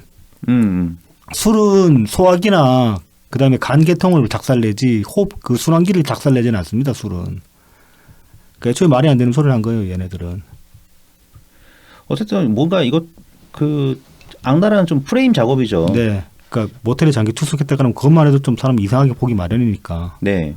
얘네들이 그러니까 일찌감치 얘기해왔던 것 중에 하나가 네. 이병철 씨가 제보한 그러니까 네. 공개한 이 녹취록은 조작된 거다. 네. 이런 얘기를 해왔었거든요. 네네. 그래서 마치 이런 느낌을 주는 거죠. 그러니까 녹취가 조작된 게 까발려져 가지고 짱 박힌 거야 모텔에. 도피 생활처럼 그렇게 네. 이제 그 그림을 그리려고 한 거죠. 말하자면은. 네네. 하지만 이게 그 일단 모텔에서 장기 투숙한 거는 팩트긴 해요. 네. 팩트긴 한데 그 목적이라는 게 네. 이분이 이동 거리가 길고 뭐 지방에도 자주 가실 예. 일도 있고 그러는데 이제 집이 어디라고 하셨지? 경기도였나 서울 외곽. 마산. 그러니까 마산이라고 마산. 하신 것 같고 네네. 경기도에는 이제 따님분이 네, 따님분이 계시고 그래가지고 이렇게 왔다 갔다 네네. 이동 거리가 길고 네. 그런데 이제 서울에도 나오실 일이 있으니까 서울에도 일이 많으니까. 네네. 네. 그래서 서울의 거점을 그 모텔로 네네. 그래서 거기서 이제 머무신 거죠. 네. 네. 그래서 이제 거점으로 활용했던 것뿐이고 그 다음에 이제 여기서 뭐 생활고 이야기도 예, 나오죠. 생활고는 뭐 전혀 없었다고 볼 수는 없고 그 이제 동업자 최 씨랑 결별하게 되면서 예. 좀 이제 원래 하시던 일에서는 좀 타격이 있었다고 합니다. 그렇죠. 그래서 하지만 이제 도와주시는 분들이 계셔서 뭐 정기적인 수입도 있었다고 하고. 네네네 수입도 아예 없었던 건 아니기 때문에 생활고로 비관해서 네. 술을 드실 그럴 상황은 아니었다. 그리고 이제 애초에 이병철 씨가 그 하셨던 일이 뭐 예전에 팟캐스트 그 뭐 펀치 같은 거 들어보신 분들은 아시겠지만은 기복이 좀 심한 일이잖아요. 일 자체가. 그렇죠, 그렇죠. 그러니까 뭐 이를테면 정말로 생활고 왔다고 해도 그것 때문에 이렇게 쉽사리 좌절하거나 그럴 만한 그 사람은 아니라고 유추할 수 있죠. 왜냐하면 경험이 그렇게 오르락내리락하는 경험을 계속 겪어본 사람이기 때문에. 네네. 그리고 이병철 씨는 평소에 술을 그렇게 드시는 분이 과음을 하시는 스타일이 아니라고 합니다. 네. 네. 그러니까 이거는 저도 그 한번 이 양반이랑 한번 그 술자리를 같이 해본 기억이 있거든요. 네. 그때가 이제 그 제명 집회 제가 처음 나갔을 때 네네. 마침 첫 자리 때 그때 이제 어쩌다 보니까 테이블에 한번 잠깐 동석한 적이 있는데 술자리에서 이렇게 보면 술 많이 마시는 타입이 있고 그다음에 술 한 잔 따라놓고 계속 이야기하는 타입이 있잖아요. 네네. 이병철 씨는 후자에 가까웠어요. 계속 이렇게 말씀만. 그러니까 술자리에서 이렇게 사람들하고 말씀하시는 걸 좋아하는 그런 타입이었지. 막 이렇게 막 말없이 저처럼 그냥 마시고 내려놓고 네. 그런 타입이 아니라는 거는 저는 그거는 그때 이제 제가 경험해본 바로 알고 있죠. 네, 그리고 뭐 최근에 만나던 지인분들도 이것은 예, 증언을 해주신 부분이 네. 한 병 정도 뭐 네. 평소에 드셨다고 하고. 네, 그게 거의 이제 이병철 씨가 평소에 남들한테 보여주는 그냥 평소 주량 네. 소주 한 병 정도. 네. 그리고 이제 요 최근에 이제 그 9시 영업 제한 걸리니까 그렇죠, 그렇죠. 집에 가야지. 네, 다만 이제 9시 전에 이제 자리 털고 일어나려고 술을 빨리 마신 경향이 있다. 한 병 정도를. 그 정도까지는 이제 말씀을 하셨죠. 네, 그리고 거의 반드시 귀가를 하셨다고 해요. 네네. 어떤 그 페이스북으로 봤나? 예, 지인분의 그 얘기에 의하면은 네. 모텔 잡아서 이제 더 마시자 이렇게 네. 해도 에이 무슨 모텔이냐고 그러면서 네. 예, 꼭 반드시 귀가를 하셨던 네, 그런 분이셨다고 그 합니다. 예전에 팟캐스트 펀치에 나왔던 그 이야기들로 이제 종합을 해봐도 그때 거기 나와서도 그런 말씀을 하셨어요. 그럼 거기서 보면 이제 뭐 그 출연자들끼리 술 먹고 그런 이야기를 많이 하는데 보면은 이병철 씨가 별로 술을 안 드신다 뭐 그런 얘기도 많이 그런 얘기도 나왔었고 그 다음에 뭐 밖에 있다가도 자기 집에 따님이 있기 때문에 네네. 밥 해줘야 밥 해주러 들어가야 된다 뭐 그런 말씀도 하시고 그랬거든요. 그러니까 밖에 나가가지고 오래 이렇게 뭐 오래 사람들하고 어울려가지고 막 술 드시고 그런 걸 그렇게 즐기지는 않았다는 거는 유추할 수 있는 거죠. 그리고서 이제 자살 정황 같은 것도 이제 완전히 말이 안 되는 게 네. 바로 이제 이번 주가 이번 주겠죠 아마 네. 이번 주 집회에 참석하시겠다는 약속도 있었고 네. 그 다음에 무슨 차량을 무상으로 인수하는데 그런 계획도 뭐 이렇게 어떤 그 독자적으로 집회를 추진할 그런 계획을 잡으셨고 집회 관련해서 차량을 이제 네, 무상으로 인수받을 그런 일이 생겨가지고 굉장히 이제 반가워하셨다 뭐 그런 증언도 네, 있죠. 그러니까는 미래에 대한 스케줄이 계속 쭉 있었다는 네네. 거죠. 네. 네. 그러니까 당연히 뭐 자살도 말도 안 되고. 네. 그러니까 이 새끼들 지네가 언론이라며 열린공감 TV 지네 언론이라며. 그러니까 자기들은 언론인데 최근에 또 그런 일이 있지 않았습니까? 저기 어디야 그 개국본이랑 뭐 서로 싸움 나서 우리는 언론인데 저 새끼들은 언론을 쳐주지도 않다 막 그렇게 얘기를 하면서 네, 뭐 좀 갑자기 네. 재밌는 얘기가 들어왔는데 네, 우리 허재현 씨가 네. 그 개국본 개장수님한테 네. 기자도 아니라고. 네. 근데 기자가 맞기는 해요. 그 사람 그 명함 기자 명함이 있어. 그 뭐야 그 미디어 300인가? 그 뭐지? 하여튼 뭐 그런 거 있어요. 네. 뉴스 300. 뉴스 300이었나? 그 명함 있어요. 네. 자기네들은 메이저 기자, 뭐 개국보는 마이너 기자, 뭐 이런 거 아니야? 이렇게 아니 근데 이제 그분이 이제 기자라고 하긴 하는데 사실 뭐 특별히 기사를 쓴 건 없거든요. 네. 예. 무슨 이제 그거보다는 오히려 미디어 몽구처럼 그런 팟캐스트 아프리카 TV를 통해서 처음에 방송하다가 이제 유튜브로 건너오고 뭐 이제 그냥 그런 겁니다. 예, 제가 예전에 돈 좀 보낸 적 있어요. 예. 알아서 실토를 하시네. 어쨌든 그 뭐 아니 본인들이 언론인이면은 아니 술을 많이 마셨다고 하면 그 모텔에 뭐 소주병 굴러다니는 거라도 어디 소주병도 갖고 와서 좀 증거를 확보를 해가지고 하던가. 그러게요. 아니면 뭐 근처 편의점에서 술을 사가지고 왕창 사가지고 가는 그런 뭐 CCTV라도 확보를 하든가. 그러니까 이 녹취록에 등장한 최 씨의 증언을 지네가 들었다는 거 아닙니까? 네. 얘네들이 얘기를 하는 게. 네. 근데 최 씨랑은 그 녹취록을 공개하면서 완전히 연 끊어져가지고. 완전히 틀어졌죠 사이가. 예, 사실 틀어질만 하죠. 네, 악의적으로 이야기하는 그런 사이가 돼버린 그런 관계가 돼버렸으니까. 예, 그러니까 그런 사람의 하는 얘기를 가지고 기사를 쓸 수 팩트 체크는 하니? 그러니까 크로스 체크는. 그러니까 교체 검증을 한 번이라도 했으면 이런 식으로는 안 나오죠. 그러니까 냅다 그냥 지르고. 한 사람 말만 가지고. 예. 한 사람 말만 가지고 이렇게 떠드는 거는 언론이 아니죠. 이건 저널리즘이 아니죠. 그렇죠. 예. 열린 공갈이라고 제가 막 하잖아요. 예. 이제부터는 열린 공작이라고 할까 봐요. 열린 공작 TV. 저는 뭐 찢어진 공감 뭐 그렇게 뭐 부르는 걸 좋아하는데 예. 어쨌든 가짜습니다 진짜 여전히 가짜는 얘네들. 근데 구독자는 많더라. 엄청 컸더라고요. 예, 그러니까는 막 개국본 무시하지. 근데 개국본도 구독자가 만만치 않은데 여기도. 둘이 한번 머리채 잡고 아니 근데 싸우면 좋겠어. 굉장히 둘이 겹치지 않나요? 그러니까요. 겹치는데 지들끼리 싸워봤자. 뭐 그 허재현 씨 그 포스팅 보면은 먼저 그 개국본 쪽에서 좀 뒷담화 좀 깠나 보던데. 그게 그 귀에 들어갔나 봐. 그리고 이것도 얘기해야 되는데 그 새날에서 네. 그 왜 우리 트위터에 그 21대 대통령은 이정열 그 새끼 있잖아요. 아, 예. 그 그거를 가짜 사칭 계정 새끼. 예. 그거를 갖다가 그 새끼가 올린 걸 갖다가 저희 백총재를 또 음해를 하더라고요. 이병철을 제명시켰, 뭐 문파에서 제명시켰다. 그러니까 그 21대 대통령은 이정열 그 새끼의 말을 그대로 차용을 해가지고 백광현이 문파에서 저기 제명시켰다. 이병철을 근데 그때 당시에 그러니까 백총재는 끼어들지도 않았거든요. 백총재랑 그 끼어들지도 않았고 윤가피님도 끼어들지도 않았고 아무도 안 끼어들었어요. 아무도 안 끼어들었는데 그러니까 그거를 하고 계시던 분들은 한 명도 안 끼어들었고. 그런 놈이 저기 가서 이병철 파리를 하고 있다. 이런 식으로 지금 얘기한 걸 제가 지금 방송한 걸 보고 왔거든요. 그거는 저기 백총 이번 주말에 결혼하시잖아요. 아, 네네. 그럼 결혼식 하시고 이제 뭐 좀 저기 신혼여행 갔다 오시고 좀 그 정리되고 나면 제보를 해야 될 것 같은데요, 따로. 그거는 네. 그건 엄연히 그 저기 뭐 허위사실로 좀 명예훼손한 거니까. 나 그거 보다가 난 어처구니가 없어가지고. 아니 근데 그 돼지 선생도 종종 페북에서 걔 거 많이 인용해요. 그러니까요. 예. 어디서 이상한 것만 갖다가. 야, 근데 걔는 그렇게 그 트윗 정지를 안 먹더라고. 신고를 내가 진짜 많이 했는데. 그러게. 당연히 저만 하고 볼 때마다. 예. 근데 다른 계정들은 다 이제 정지를 잘 먹는데 그게 좀 안 먹더라고. 그거 꿀 발라놓은 것 같아. 예, 그래서 얘기가 좀 셌습니다. 네, 그래서 얘기가 샜고 이 열린 공감 비롯해서 사실 이게 더 심각하죠.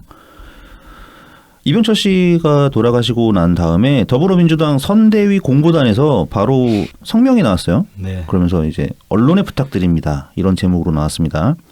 실체적 진실이 가려지기 전까지 이 씨는 대납 녹취 조작 의혹의 당사자입니다. 기사 작성 시 이런 점을 유의해 주시기 바랍니다. 이건 이제 보도 지침이죠. 뭐. 네, 이거 그 뉴스토마토의 기자분께서 칼럼으로 쓰셨는데요. 네. 예, 민주당의 기사 제목이 이겁니다.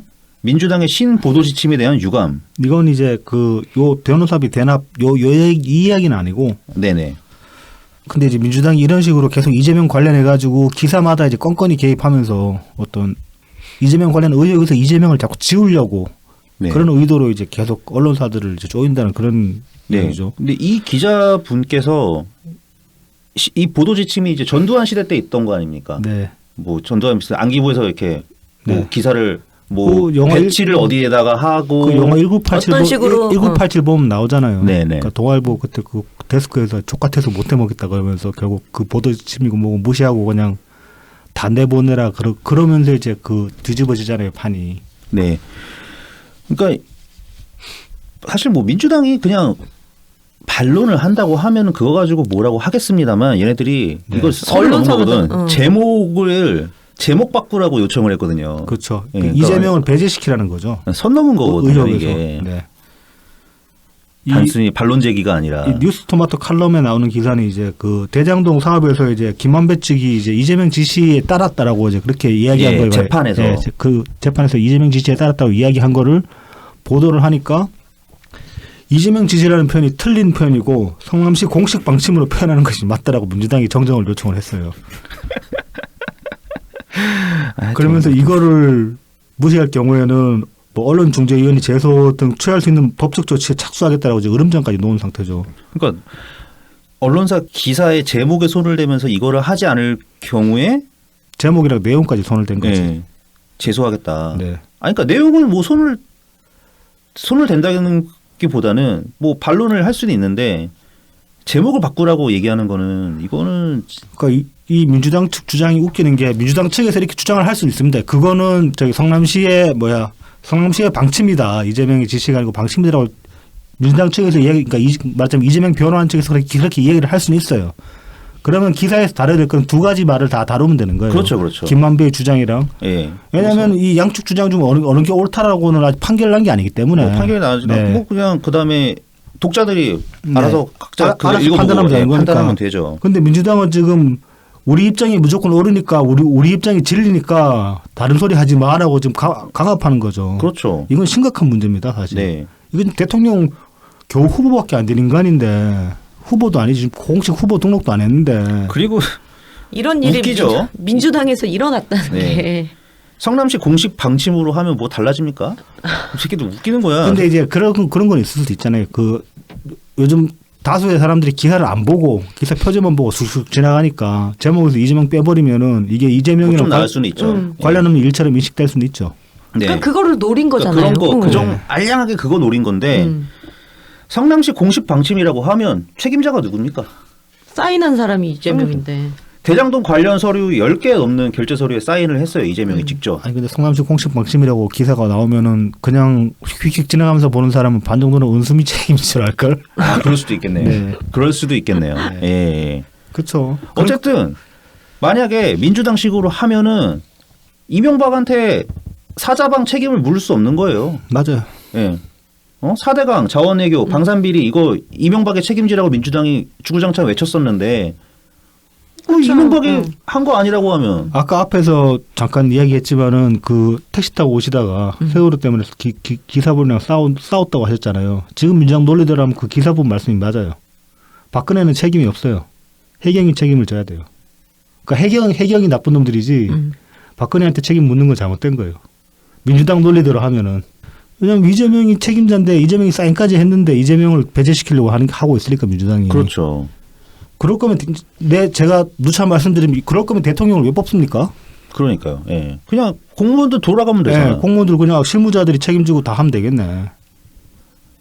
이어서 보면은 또 이제 MBC 그 제3노조에서 또 이제 성명을 하나 냈어요.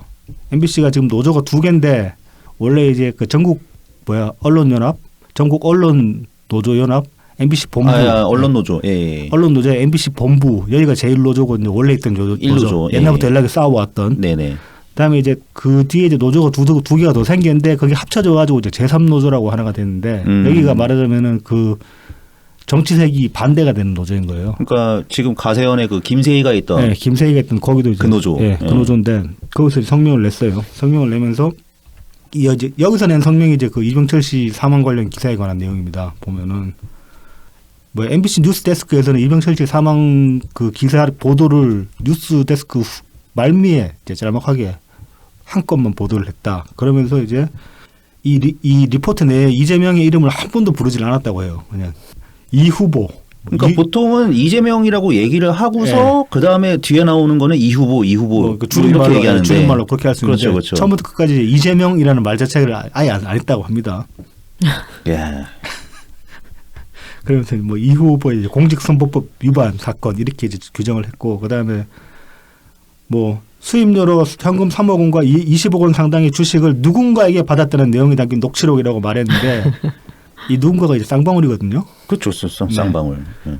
그러니까 이제 다른 보도에서는 다 보면 쌍방울이라고 나오는데 여기는 쌍방울이라는 말도 안 썼다는 거예요. 끝까지. 그러니까는 그 이재명 사건을 변호했던 변호사들이 쌍방울의 사회이사로 선임이 되고서 네네. 그런 다음에 이제 주식을 받았다 네. 이거잖아요. 네네. 그러니까 그 누군가가 쌍방울인데 얘네들을 누군가 그러니까 이재명이랑 쌍방울 둘 다 지워버린 거죠. 지워버렸죠. 예. 그리고 그러니까 연관 짓지 못하게 사람들이 그 기사를 통해서 그러면서 이제 요 방송이 끝난 뒤에 또 인터넷 뉴스 담당자들이 기사 제목을 바꿨는데 이재명 변호사비 대납 의혹 주장했던 제보자 숨진 채 발견이라고 또 이렇게 이제 제목을 바꿨어요. 요거 이제 민주당 방침에서는 벗어나긴 했는데 대납 의혹을 제보했으면 제보했지 대납 의혹을 주장한 제보자 이게 말이 됩니까? 이상한데요? 그거 좀 말이 좀 웃기네요. 그러니까 주장했던 사람이 숨진 채 발견이라고 하든지 대납 의혹을 제보했던 사람이 숨진 채 발견이라고 제보자가 숨진 채 발견이라고 해야지 여기다 주장이라는 말을 끼워 넣는 거는 어차피 앞에 의혹이라는 말이 붙었기 때문에 이건 아직까지 이제 그 진위가 가려지진 않았다. 그렇죠. 수사 중간이다라고 네네. 이야기할 그런 뉘앙스가 충분히 내포되어 있습니다. 불구하고 이게 사실이 아니다라는 그런 뉘앙스를 주기 위해서 주장이라는 말을 억지로 끼워 넣은 거예요. 문장이 비문을 만든 거예요. 말하자면. 그렇죠. 네네. 그러니까 가짜는 말장난이죠. 네. 정말 억지로 말장난을 MBC 하고 있는 거죠.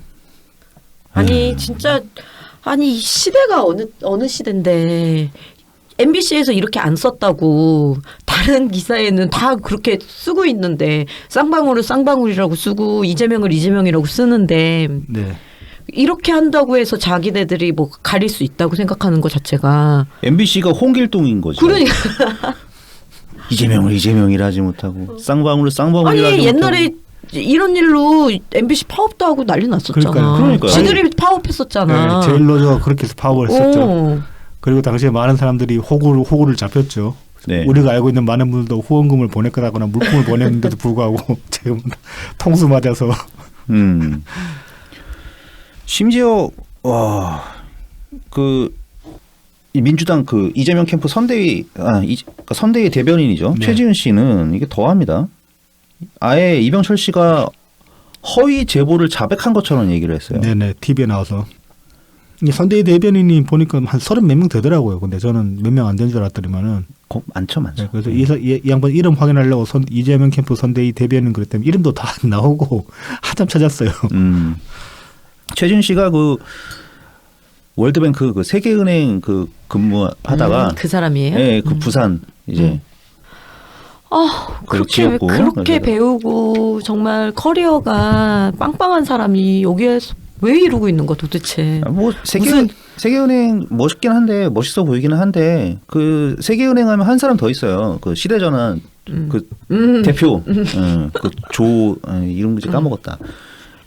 기본소득이나 얘기하고 조정식은 조정식은 우리 민주당 그 사람이고 조정훈? 맞아. 뭐 그런 이름이었던 것 같아요. 그 세계은행도 참 별거 없구나 이런 생각이 들게 하는. 그래서 민주당에서도 이 최지은 선대위 대변인까지도 그러고 그 다음에 전우영 씨 역사학자 전우영 씨는 네. 뭐 이병철 씨한테 약간 감정이 좋지는 않을 것 같아요. 네. 뭐 그러긴 하는데 그러면 그냥 아무 말 안 하면 되는데 어쨌거나 명복을 빕니다. 네, 어쨌거나 명복을 빕니다. 이런 트윗을 그러니까 이 워딩은 원래 이재명이 그 전에 저기 화천대유 관련해서 누가 죽었을 때 이 얘기를 했었죠. 어쨌든 명복을 빈다고. 유한기 사장인가? 유한기였나? 아니 그 다음에. 네, 아무튼 뭐 이재명이 이 워딩을 썼었고 그리고 또 지금 이병철 씨 사망 이후에도 이재명도 이 워딩을 한 번 더 썼더라고요 보니까. 이재명은 한술 더 떠서 고인을 굳이 망인이라고 망인이라고 말하면서 어쨌든 명복을 빈다고 그렇게 얘기를 또 했죠. 그러니까 저도 그거 보면서 아니 똑같은 말을 하면서 진짜 가짜 나가지고 진짜 그 기저에 깔리는 감정은 못 숨기는 것 같아요 결국은. 그 인간은 어떻게든 티를 내야 되는 인간이라서 어떻게든 모욕을 줘야 되고 예. 비하를 해야 되고 그런 사람인 것 같아요. 자, 그래서 아무튼 이렇게 그 대남 녹취 조작이라고 지금 민주당 측에서는 계속 프레임을 만들려고 하는데 여기 관해서 이제 윤가피님이 정리를 하신 게 있어요. 네, 오늘 정오에 정치 신세계로 방송을 하셨는데요. 네. 그러니까 이 녹취록이라는 거는 그 아까 그 최 씨랑 그 다음에 이제 이병철 씨 그리고 이제 한 사람 더 있습니다. 그 이태형이라고 이제 이재명 사건 변호사를 맡았던 전 해경국임 씨 사건. 예, 그것도 맡았었고 최 씨의 지인이죠 또 이 양반. 네네. 그렇게 이제 연결이 되는 거죠. 네. 그래서 이제 이병철 씨는 이 최 씨랑 동업을 하려고 하는 상황에서 우연히 내용을 알게 됐다고 합니다. 그러니까 그 이태영 변호사가 3억 플러스 주식 20억 이렇게 수임료를 받았다.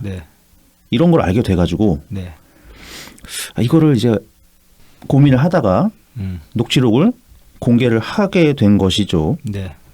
이제 최 씨는 이제 깜짝 놀라서 경찰 이게 이제 나중에 고발도 되고 했으니까 그래서 이제 최 씨가 참고인 조사를 받으러 가가지고 그거 그냥 뻥이었다. 예, 과장되게 말한 거다. 이런 식으로 진술을 했고요. 진술서도 남아 있고. 네. 그렇죠. 그러니까 이 진술서랑 이후에 이 최 씨랑 이병철 씨가 후에 이제 통한 녹취록 하나를 가지고 민주당도 그렇고 열린공감TV에서도 이게 이제 이병철 씨가 녹취록을 조작했다라고 그렇게 주장을 하고 있는 거죠. 네네. 아니 그러니까 대화자는 3명인데 그거를 어떻게 조작을 해? 편집한 것도 아닌데. 그렇죠. 그러니까 진술의 허위 여부를 가려야 되는 거지. 이게 그렇죠. 애초에 이 녹취록 자체가 조작됐다라고 말할 수는 없는 거예요. 그렇죠. 뭐 말을 바꾼 것도 아니고 편집해서 말을 이상하게 만든 것도 아니고. 아니면 대본 줘놓고 이렇게 한 것도 아니잖아요. 대본 플레이 한 것도 아니고. 그렇죠. 대본 플레이도 아니고. 그냥 거기서 말을 했던 최 씨가 네. 아 사실 내가 한 말이 거짓말이었습니다. 이런 건데 말도 없었잖아. 이거를 어떻게 믿어주냐고. 이거 이제 다 대질 신문 해보고 그렇죠. 대지를 하고 그다음에 정황을 짜맞춰야 되는 거죠. 그렇죠. 그리고 사실은 이거는 이병철 씨가 녹취 조작했다고 민주당이 걸 필요도 없는 사안이에요. 그쵸. 왜냐- 까보면 되는 거니까. 맞아요. 간단해요. 사건을 네. 까보면 되는 건데. 네. 사건을 까볼 것도 없이 근데 이재명 측이 이 변호사 수임한 거 저기 영수증이랑. 영수증만 떼다가 공개하면 끝나요. 그러니까 뭐 세금 계산서만 보면 되는 거 아닙니까? 그것도 어려운 것도 아니고 국세청 사이트나 앱 들어가가지고 앱으로 들어가가지고 바로 조회하면 바로 나와요. 이거. 그리고 변호사는 뭐지 그 수임계를 네네. 그게 계약서 같은 거죠 일종. 네. 쓰게 돼 있잖아요. 그래서 네. 그거를 또 제출을 하게 돼 있죠. 변호사협회에 협회에 제출하게 예. 있습니다. 그거 까면 돼요. 그러니까요. 예. 어려운 거 하나도 없어요. 이건 수사 의뢰할 필요가 없는 일이었다고 애초에. 근데 민주당은 가장 쉬운 방법을 놔두고 뭐 허위 조작이라고 무슨 고발을 하고 이러고 있는데 이게 말이 되냐고요. 네, 고발까지 하고 심지어 돌아가신 고인을 이제 모욕 주기를 하고 있는 겁니다. 하여튼 그거에 이제 부안 외동해서 이재명 지지자들이 뭐 그놈의 그 다음 기사에 가가지고 네. 열심히 또 오늘도 박 깔고 있어요. 네. 뭐 그런 이제 민주당 측의 방침에 따라 가지고 막 지랄하는 건 또 그러려니 하겠는데 그건 어떻게 보면 그쪽 지지자들의 당연한 행동이기 때문에 그렇다고 치겠는데 그 이하의 비하들도 너무 많아가지고 참 그 이번 요 사건을 또 계기로 해가지고 그 이재명 지지자들에 관해서 정말 사람으로 안 보인다라고 그렇게 말씀하시는 분들이 SNS에 꽤 있더라고요. 보면 뭐 대표적으로 이 와중에 돈이라도 빨아먹으려고 이런 트윗이 하나 있었는데 이게 이제 그 고인 부의금 이제 입금 계좌를 네. 올려놨더니만은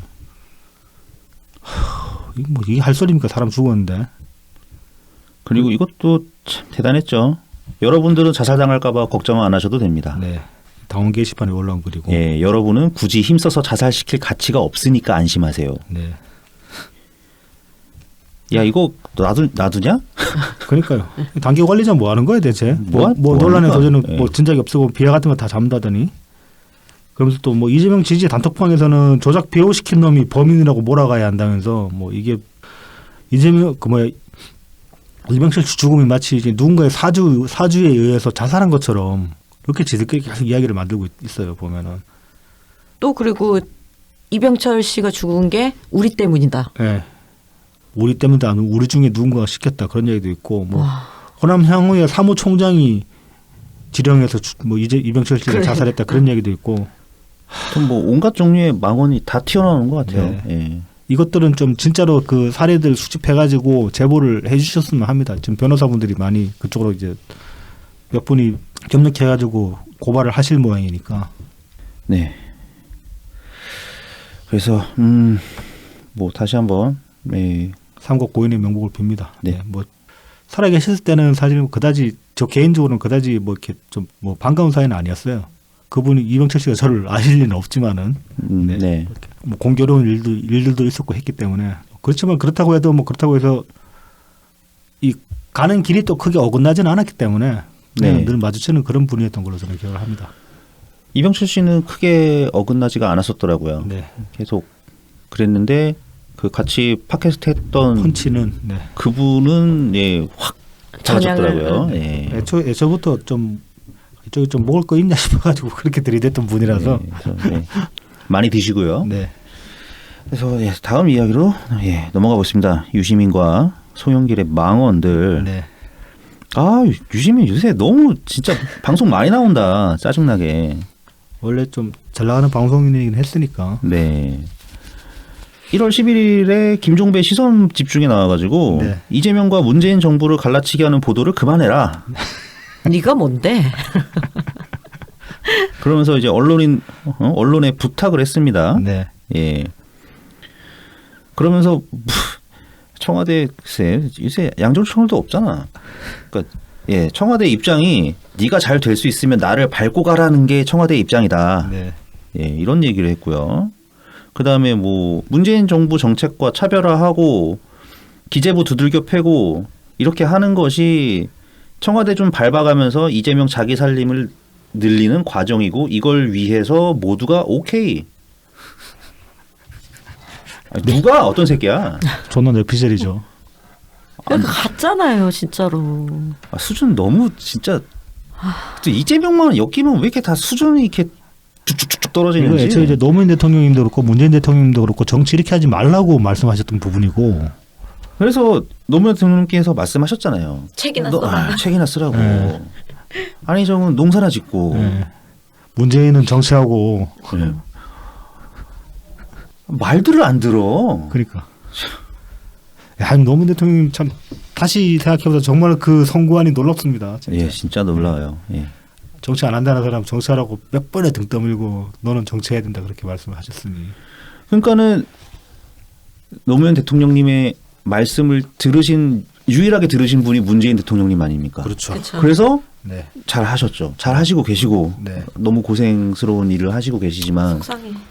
역대급이죠 뭐. 네. 나머지는 유시민도 말 안 듣고 안희정도 말 안 듣고 그러니까 지금 다 이 모양 이 꼴 아닙니까? 예. 그렇죠. 그러면서 뭐 유시민이 친문 유권자들 그러니까 노무현 전 대통령과 문 대통령님을 좋아하는 사람들은 언론의 그런 선동, 그러니까 이재명이 문재인 정부랑 차별하는 게 이게 반문 행위다 이렇게 생각하지 않는다. 거기 안 휘둘린다 그렇게 예. 얘기했죠.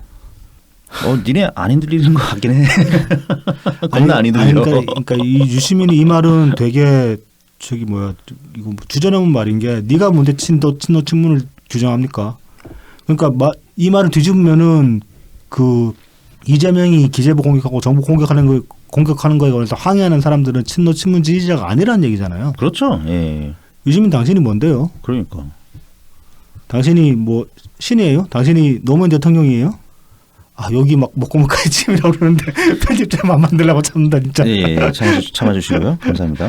어쨌든 저 이 유시민 이 발언을 보면은 제가 전에도 방송에서 한번 얘기한 적이 있는데 이해찬도 그렇고 이 옛날부터 이 친노 소리 좀 들어온 정치인들이 이게 2007년에 그 패배한 거를 그러니까 정동영네 쪽 애들은 친노가 안 도와줘서 그렇다. 남 탓하는 거. 예, 남 탓했고 이제 옛날에 그 친노 들었던 이해찬이든 유시민이든 얘네들도 그 생각을 똑같이 하는 것 같아. 우리가 안 도와줘가지고 정동영이 졌구나. 네.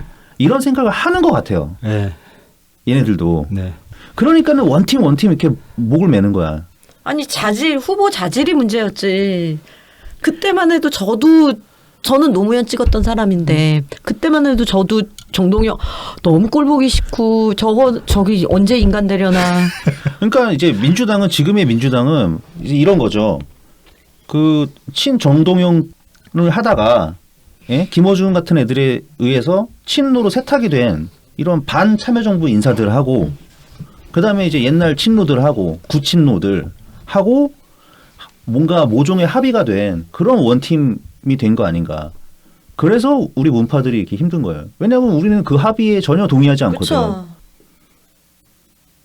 니네들이 어떻게 우리를 단정을 짓고. 그러니까 정치인들끼리는 이제 아주 뭐 극소수를 제외하고 뭔가 실제 합의가 있었을 수도 있고 아니면은 모종의 합의 그냥 이신점심 뭐 이게 됐을 수 있는데 그때는 일단은 한번 가보자라는. 저는 참여정부 말기 때는 걔네들끼리는 서로를 오해했던 것 같아요.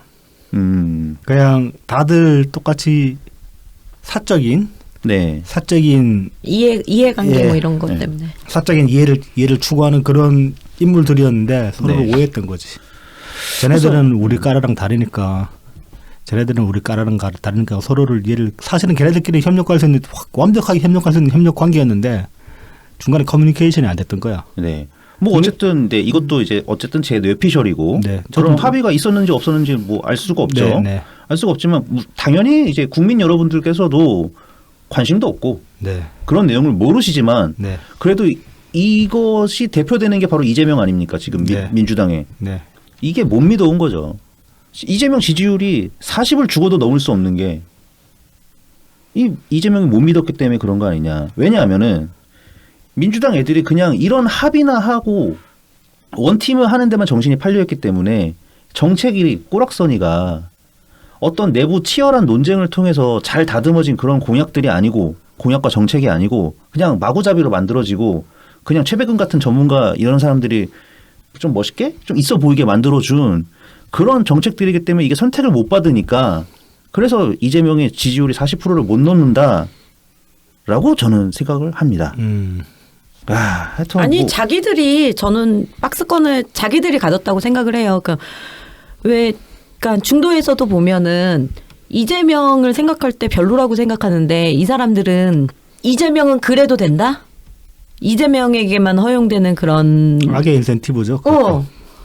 그런 거는 밖에서 보면은 병신 같거든. 네. 네, 그러니까 그것들이 자기들을 더욱 더 박스권으로 몰아넣는 거예요.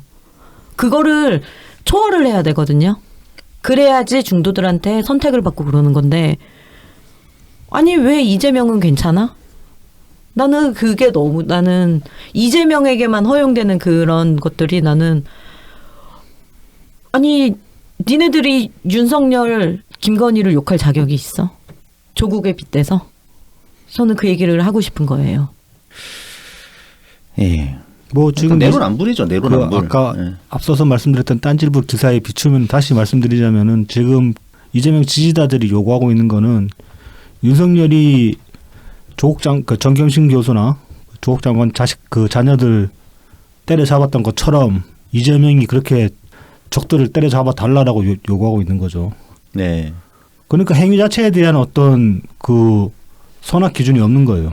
행위를 누구한테 하느냐야, 그러니까 누구한테 하느냐에 대해서만 기준이 있는 거지. 그러니까 완벽하게 진영 논리만 있는 거지. 그렇죠. 누가 하느냐, 누굴 때려잡느냐. 그러니까 이것만 중요한 거죠. 사람을 죽이는 것 자체에 대한 어떤 사람을 죽이는 게 좋냐 나쁘냐 그 판단은 없는 거예요.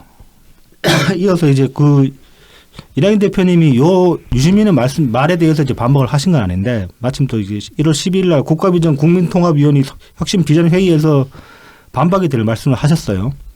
잠깐 보면은 뭐 적어도 민주당은 차별화 같은 선거 전략 때문에 문재인 정부의 성취까지 사실과다르게 평가해서는 안 된다. 민주당은 모든 분야에서 문재인 정부의 성취와 과오를 공정하게 인정하고 그 바탕 위에서 새로운 발전을 추구해야 한다. 그래야 민주당이 국민의 신뢰를 높일 수 있다고 저는 믿는다. 그러니까 이게 그 말이에요, 진짜로. 정도죠. 네. 정도가 가장 확실하게 이기는 길이죠, 이게. 네. 정동영도 그건 안 한 거잖아요. 네. 그냥 잘못했습니다. 잘못했습니다. 참여정부가 잘못했어요. 나는 다를 겁니다. 이렇게 그냥 참여정부를 그러니까 그게 너무 지우고. 꼴배기 싫은. 이낙연 대표님이 뭐 굳이 이 말씀을 하시면서 이제 다른 말씀 안 하셨지만 이거는 사실 예전에 노무현 대통령님이 하셨던 말씀이고 정치 그렇게 하면 안 된다라고 했던 그렇죠. 안 된다 이렇게 해야 된다라고 이제 말할 수 있는 게 바로 이런 내용인 것이고 문재인 대통령도 똑같은 말씀을 정치 그렇게 하면 안 된다라고 했던 그 말씀을 반대로 뒤집으면 지금 이낙연 대표님이 하신 말씀이 되는 거예요. 정확하게. 그러니까 정통성이 누구한테 있는가. 누가 민주정부를 이어나갈 수 있느냐. 네. 자격이 있냐. 네. 말에 뭐합니까. 예, 그러면서 송영길은 이렇게 말합니다. DJ도 노도 결점이 있다. 완벽한 인간 뽑는 거 아니다. 10월 1일 국회에서 이 소리를 했는데 이건 좀 뭐 듣기 역겹기는 한데 이거는 사실 이 말까지는 이재명 지지한 입장에서 못할 말은 아니라고 생각합니다. 사람이 다 완벽한 거 아니고 뭐 김대중 대통령도 완벽한 거 아니었고 노무현 대통령도 완벽한 거 아니었으니까 네. 이재명 흠 좀 있더라도 감안하고 찍어달라. 그놈의 흠 좀. 그러니까 이제 이거 제가 받아들인다는 게 아니라 제가 말씀드리지만 네, 그럼요. 네. 이재명 지지하는 입장에서 이렇게 얘기를 하는 게 우리가 듣기엔 역겹지만 아주 못할 말은 아니다라는 거예요. 뭐 이게 송영길이 굳이 말하자면은 그렇다고 해서 뭐 이재명이 노무현 대통령이나 뭐 김대중 대통령님이랑 동급이다라고 얘기한 건 또 아니니까 그분들도 완벽하지 않았는데 뭐 이재명한테 너무 가혹하게 굴지 마라 뭐 그렇게 최대한 선의를 해석하면 그렇게 해석할 수 있다는 거죠. 네. 하지만 우리가 뭐 언제 가혹했습니까? 그러니까 완벽한 인간을 바라는 게 아닌데. 기본만 좀 하라는 건데. 네, 정말 기본만 하라는 건데. 이런 완벽한 빌런을 흠 좀 있는 애로 만들지 말란 말입니다. 아니 게다가 말하기도 진짜 너무. 아직 벌써부터 그러시면 안 돼요. 이 다음에 나는 이게 진짜 빡세는 정말 족같기 때문에. 빡치는 말이죠. 예? 이재명 후보는 문재인 정부에서 탄압을 받던 사람이다. 이제 너무 짜쳐 진짜. 이게 이제 그 다음 날 MBC 뉴스 외전에 나와가지고 의소를 했어요. 아, 진짜 쳐죽이고 아니 싶습니다. 장성민이 아니라 그 아나운서도 당황을 하더라고. 그 얘기 딱 당황하죠. 당황하더라고. 이게 뭔 개소리야 그러지. 내가 아나운서라도 그러겠다. 네. 자 이게 이제 나름 맥락이 있는데 말하자면 지금 이제 안철수를 어떻게든 끌어들이려고 안철수랑 단일을 하려고 요즘 이때까지만 해도 또 안철수 지지세가 확 치고 올라가면서 그 윤석열이랑 단일을 한 해 많이 하고 있었고 만약에 그 안철수를 이재명이 먹어버리면은 이재명이 안철수를 흡수해버리면은 이제 윤석열한테 확실하게 이길 수 있다는 그런 계산이 섰기 때문에 안철수를 끌어들이려고 이제 이 소리를 했죠 맥락은. 안철수가 맨날 정부를 까니까. 그러니까 안철수 야 우리한테 와라. 우리도 지금 당은 민주당이지만은 저기 이재명 봐라. 문재인 정부가 맨날 이재명 탄압만 했다. 그리고 나를 봐라. 지금 당대표인 나를 봐라. 내가 문재인 정부에서 뭐 어디 좀 뭐 막 불려나와가지고 뭐 쓰임 당하고 그랬냐. 나 장관도 못했다. 저도 아무것도 못했다. 그래도 그거 시켜줬잖아. 그 정권 초반에 그 중국 어디 갔다 오게 시켰나? 러시아 네, 그랬었나? 특사도 보내고 했죠. 네, 특사도 보내줬고 했잖아. 아무튼 이제 자기들이 다 그 문재인 정부 하에서 비주류였기 때문에 안철수가 이재명이랑 단일화 한다고 해도 안철수의 반정부 성향 색깔이 죽을 필요가 없다 그렇게 얘기를 하려고 이제 이 소리를 한 거예요 말하자면. 그렇게. 네. 그런데 어떤 이유를 붙이든 상관없습니다. 집권 여당의 차기 대선 후보가 여당한테 탄압을 받았다는 것 자체가 말이 안 돼요. 일단. 그렇죠. 말이 안 되죠. 그리고 이재명은 탄압을 해왔던 사람입니다. 시민들한테. 그렇죠. 얼마나 많은 시민들한테. 그 수많은 대리 고발. 네. 그리고 그 대리 고발에 대해서 얘기하니까 법대로 하라고 그랬죠. 법대로 하라고 그랬지. 네. 지금까지도 그 대리 고발 이루어지고 있고. 네, 지금도 이루어지고 네. 있고요. 김수민 평론가도 그러더라고요. 이 사람이 정부의 특혜를 받으면 받았지 탄압을 받은 적이 단 한 번도 만약에 경찰한테서 탄압을 받았다 그러면 인정. 근데 검찰에서 계속 검찰에서 살아났지 법원에서 살아났지. 그래서 특혜를 받았으면 받았지 절대 탄압받은 사람이 아니다라고. 아니 그리고 무슨 수사받은 게 무슨 탄압입니까? 그냥 그게 뭐. 그러니까 그렇게 우긴다면은 네. 경찰에서 탄압받았다고 할 수는 있는데. 네. 그러니까 보수 쪽 사람들도 그 너무 얼척없는 개소리라고 그러는 거야 지금. 그러니까요. 이 말이니까 이 말을 안철수가 아무리 띨빵하다고 그러지만 안철수가 그럼 이 말을 수긍하겠어요? 뭐 이건 미친 소리냐 그러지. 이건 아무도 지금 이 말 해가지고 어떠한 이익도 볼 수가 없는 개소리를 한 거예요. 송영길은. 그래서 이 진짜 뻘소리에 대해서 그래도 소수의 의원들께서 항의 섞인 말씀을 네. 하셨습니다. 그래서 윤영찬 의원 얘기했고요. 윤영찬 의원 아주 분노를 많이 하셔서 트윗 2개나 올리셨더라고요. 2개를 올리셨고 이제 김종민 의원도 페이스북에 장문의 글을 남기셨고, 네, 신동근 의원도, 네, 서른 신동근 의원, 서른 의원 다 이제 꽤 센 발언을 하셨는데 정말 센 발언은 이목희 전 의원이 하셨어요. 이분이 이제 원내가 아니니까 네네, 작심하고 이렇게 말씀하신 것 같은데, 요거 이제 좀 한번 읽어드릴게요. 왜냐하면 이게 우리 입장이 제일 부합하는 그런 말이기 때문에. 송영길, 이재명, 문정부에서 탄압받던 사람, 이 사람 제 이익을 위해서는 아무 말 대잔치까지 합니다. 09년 초 고통받던 노무현 대통령에게 비난을 퍼붓는 등 심성이 매우 나쁜 사람입니다. 이제 보니 인간이라고 하기도 어렵습니다. 위 발언에 대한 책임을 엄중히 물어야 합니다. 근데 깔아뭉개고 가잖아 지금. 그렇죠. 자 이제 이 깔아뭉개는 거에 관해서 이제 이낙연 대표께서 또 말씀을 하셨어요. 그 이제 13일 날 또 민주당 국가비전 국민통합이 발대식을 했는데 이때 여기서 이제 말씀을 하시면서 그 전날 대통령님이 이제 국무회의 때 하신 말씀을 언급을 먼저 했어요. 국무회의가 아니고 이때가 종교인들 초청 5천이었나 아무튼 이렇게 공식 석상에서 하신 말씀인데, 우리나라 민주주의의 남은 마지막 과제가 국민들 사이에 지나친 적대와 분열을 치유하고 통합과 화합의 민주주의로 나아가는 것이 아닐까 생각한다. 당연히 정치가 해냈어야 할 몫이지만 저를 포함해서 역할을 다하지 못하는 것이 사실이다. 오히려 선거 시기가 되면 거꾸로 가고 있는 것 같아서 걱정스럽다. 이제 국민 분열에 관해서 이제 우려를 표하신 거고. 네. 이낙연 대표님이 이제 이 말씀을 언급을 하시면서 이번 대선에서는 통합의 메시지가 별로 보이지 않는다. 분열과 증오의 언어가 난무한다.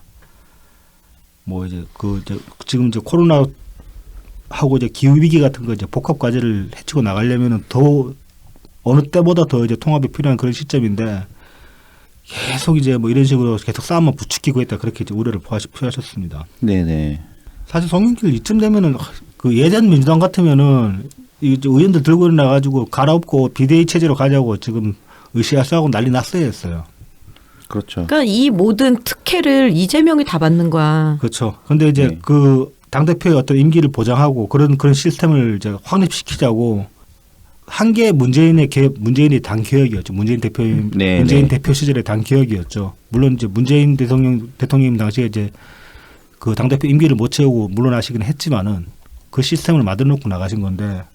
그러니까 그 고난은 문재인이 오롯이 다 받아서 그렇죠. 당을 쇄신을 하고 혜택은 엉뚱한 혜택은 분들. 네. 이재명이 혜택을 엄청 받으면서 문제는 그때 쇄신했던 것도 다 갈아엎고 있는데 거기에 가서 이제 이의를 제기하고 다시 되돌리려는 움직임은 그때 했던 그 쇄신을 근거로 틀어막고 있는 셈이 되는 거죠. 참 목 같은 일이 생긴 겁니다. 죽 줘서 뭐 중꼴이 돼버린 거예요, 정말로. 아니 그러니까 뭐 당 대표를 뭐 우리는 정말 끌어내려 버리고 싶지만 그래도 항의 정도는 해야지. 고작 4분 하신 거예요, 4분. 네. 나머지들은 뭡니까 도대체? 아니 네? 고민정 동의하는 거야. 그러니까 고민정 이런 애들, 진성준 이런 애들, 청와대 갔다 온 애들. 1000명의 고민자. 1000명의 고민정은 뭐예요? 아니 우리가 이 내가 1000명의 고민정에 대해서 이재명을 지지를 해야 된다. 맞아. 그러니까 그 전에 무슨 얘기가 있었냐면 난 그것도 너무 빡치는 거야. 문재인도 박스권이었다. 야, 씨. 오, 진짜 그랬다니까. 문재인도 박스권이었다. 나 진짜. 나 반장하겠네. 아니 그 캠프에 있었잖아 고민정. 그렇죠. 네. 아니 그 문 대통령님 시대의 아이콘으로 시대의 아이콘으로 떠오른 사람인데 무슨 박스권에 갇혀 있었다고. 그리고 대통령님은 박스권 넘어섰고 실제 득표도 그 박스권 넘어서 득표하셨어요. 그러니까 1000명의 고민정이 그거를 이뤄냈다. 그러니까 우리도 이재명을 그렇게 해야 된다. 표정.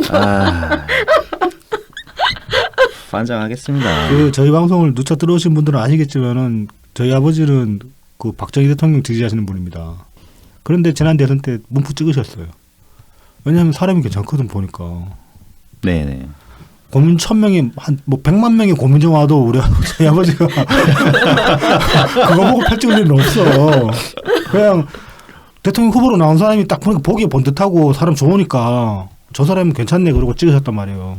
아니 이렇게 아무 말 대잔치가 지금 난무를 하고 나 그거 보고 뒷목 잡았다니까요 진짜. 끔찍합니다. 1000명의 고민정. 예. 야 1000명의 고민정.